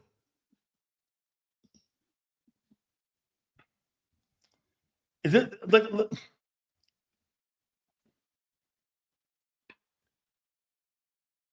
you know, I mean, I believe attitude sets the tone for how you're going to play. Okay? I do.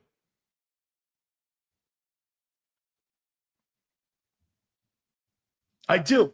And I've always believed that. I've always believed that. I got to find this one thing that I want to show you guys. I'll post it over on my X. Man, I used to post it. I used to really, I love saying all that shit. I used to always make those comments. And then it's time to shut up and go play. Sucks for Barkley. Would have been a top 5 rushing season for a running back ever. But OJ had the best season in running back history. Correct. 14 games. 14 games. He did 2003. It is true. OJ.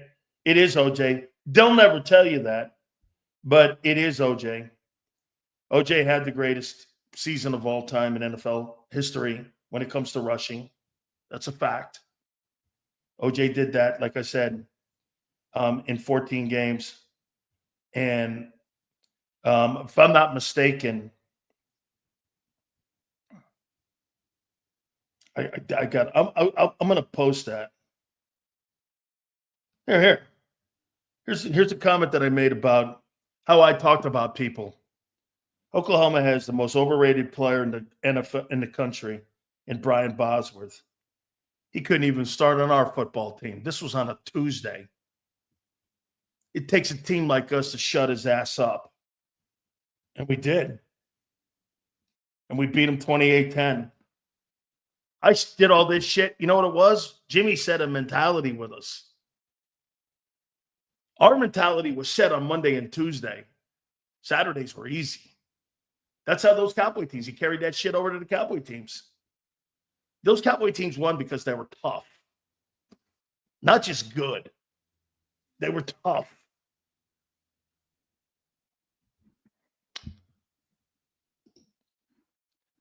Seals, attaining a record would give the Eagles the mental edge when it comes to playing Detroit. In Detroit. This is an achievement that the entire team can rally around. Short-sighted thinking. And what else, Bob? It helps your defense. Why? Because it gives Barkley the carries. 3 and outs. Give him more carries. 3 and outs. The defense, like you just said, Bob, it gives the defense also part of this. Why do you think Barkley's had such a great season? It ain't because of that shitty passing game of yours.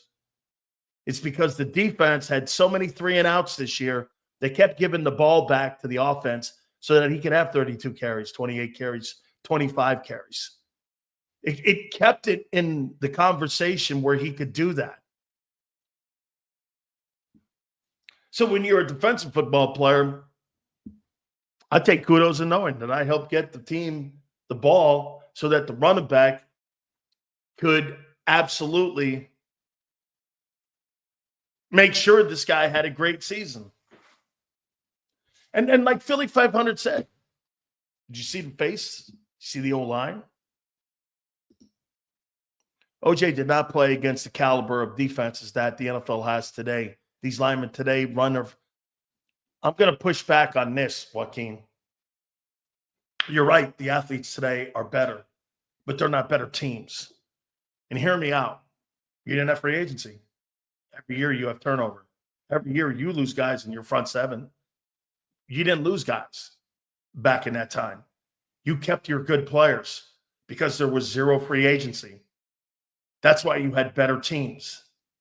They weren't better players, but they're more spread out today. Okay?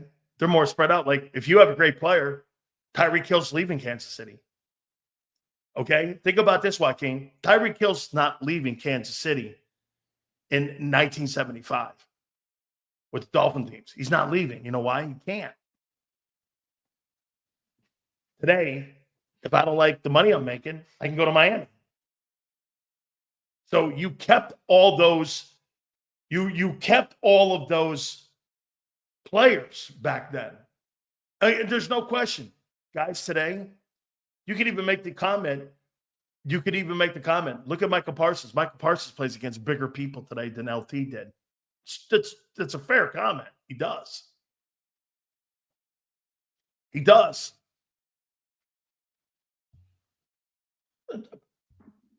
He does. Here, let me ask Flexen a question here. Fuck that record.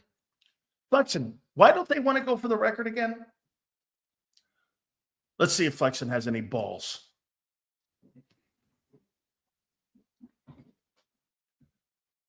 Flexen, why don't they want to go for the record? I want to make sure I double check on this. Why don't they want to?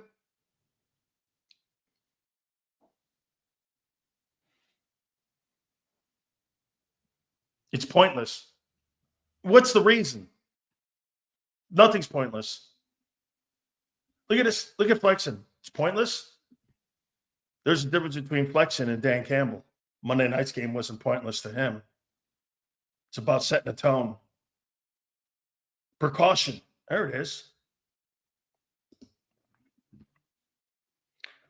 Hey, Philly, if you're in here, there's the one word you fear the most. Caution. Precaution.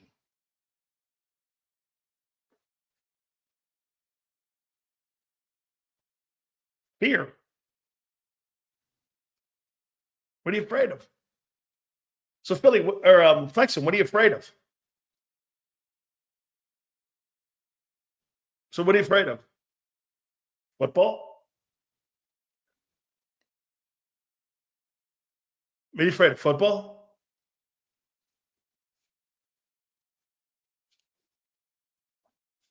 I'm curious. I'm trying to find out what Flexen's afraid of. Ask ownership? No, I'm asking you. Since you fucked the record, I want to hear what you think. I know what the owner thinks. They're not playing them. I'm just asking you. Do I run it?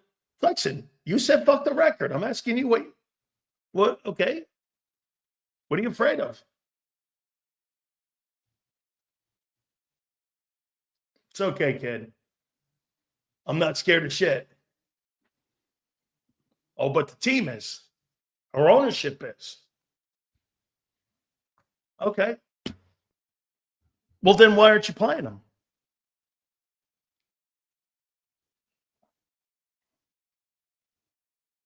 Oh, I said 7 to 9 wins. Okay. Man, you went around your asshole to get to nowhere. Holy shit.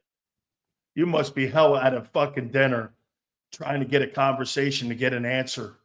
Holy shit. Hey, man. Elite. Elite. Hey, you know what I know what hey, Pumper, I wish you were in here. I know what they're afraid of. They're afraid to have to lean on that 2903 and them 18 touchdown passes. That's what you're afraid of. If Barkley gets hurt, you got to lean on that 2903. Wait a minute. Let me get this right. Zander, am I right when I say this? Folks, let me add this up here. 2005. Hold on here. I got to do this right. Hold on here. Let me add this up here. Okay. 2000. Okay, hang on. Hey. Mm-hmm. That's 7. That's 9. Are you telling me that Jalen Hurts had 897 more passing yards than Saquon Barkley?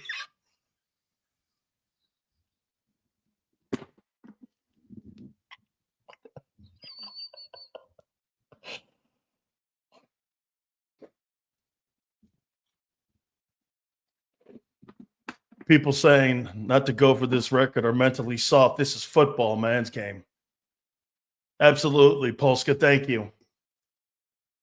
Hey, Pumper, get Pumpers up here. Hey, Pumper, Pumper's got a super chat here, Zander. I got to make sure I hit it. So wait a minute. Hey, I'm mortified. Freedom, he will ruin my freedom. Oh, freedom done. Hey, Pumper. So Jalen threw for 2903.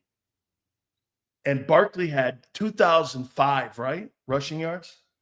The difference of 897 yards. A quarterback in today's NFL, with the passing numbers the way they are, he was 900 yards. And the guy in Baltimore is throwing for 4,300 yards. God. Oh, fuck. Oh, man.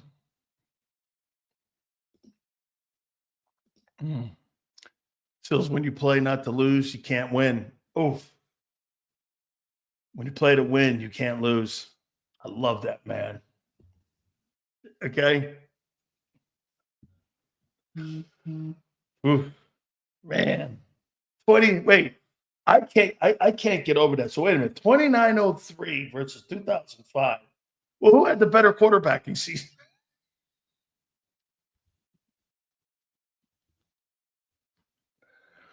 I didn't know they'd be battling it out like that.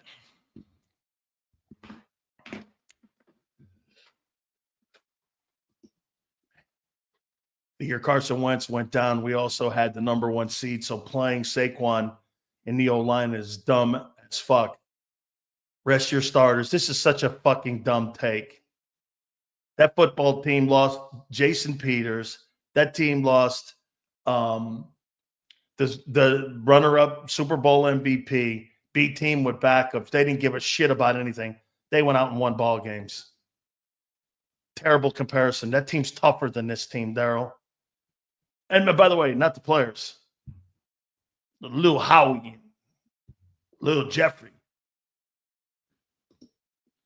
The CPA firm of Roseman and Laurie will let us know when the puff of smoke comes out from the owner's office. What are we going to do? I'll let you know soon, guys. As soon as I get on the bat phone with the owner, he'll let me know what we're doing. Now, all of a sudden, you care for the record? When it was Super Bowl or bust, stop back. It is Super Bowl or bust. Why can't you have fucking both, flexing? Why are you picking one or the other? Why can't I have both? Backtracking. Dude, it is Super Bowl or bust. It's been that way. Hold on. It's been Super Bowl or bust since September, when you paid all those guys the money.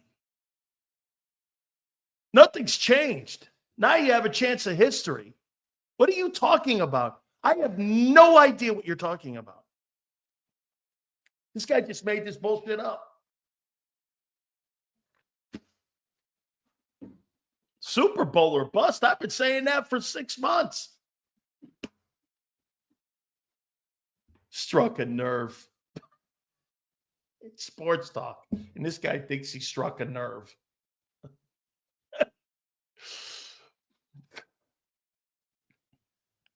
It's sports talk.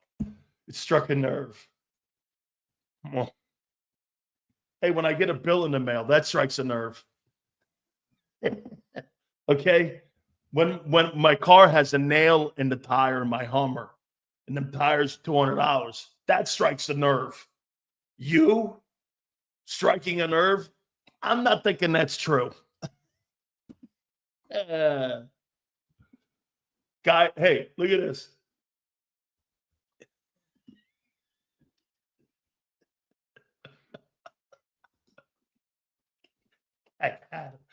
Yeah, it struck a nerve. Oh my God. This is too funny. Sil's upset.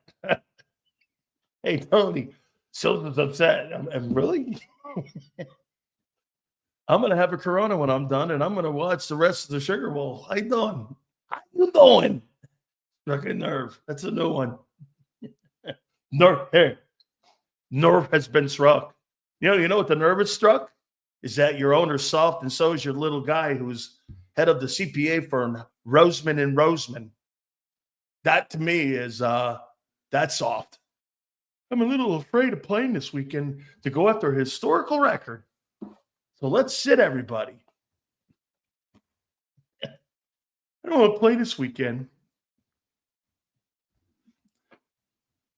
There you go, Sue. Look at Sue. Sue, no, see, Sue's trying to do this to me. She's trying to put a carrot out there. The only thing I say to Sue is, come on now, Sue. Put them red bottoms on. Most of you won't know what that means. And it's not perverted. Oh, man. Oh, listen to this. Oh, my God. So we reported this. By the way, Angelo's on tomorrow. Howard Eskin's exit from 94.1 WIP came after he shouted at a female employee and was screaming at her, coming out of Crossing Broad. We reported that first. Okay?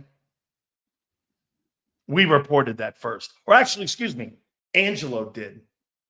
All right, speaking of that, Angelo will be with us tomorrow. We will talk with our good friend, okay?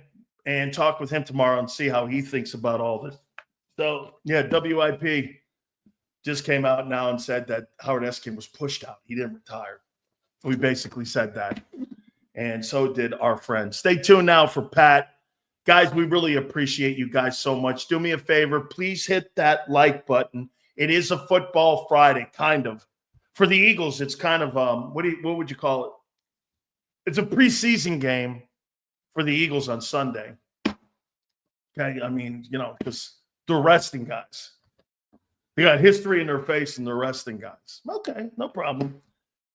Big C, Big Joe, we thank you guys very much. We will catch you tomorrow, 2 to 6 Eastern, and we will see you on the flip side.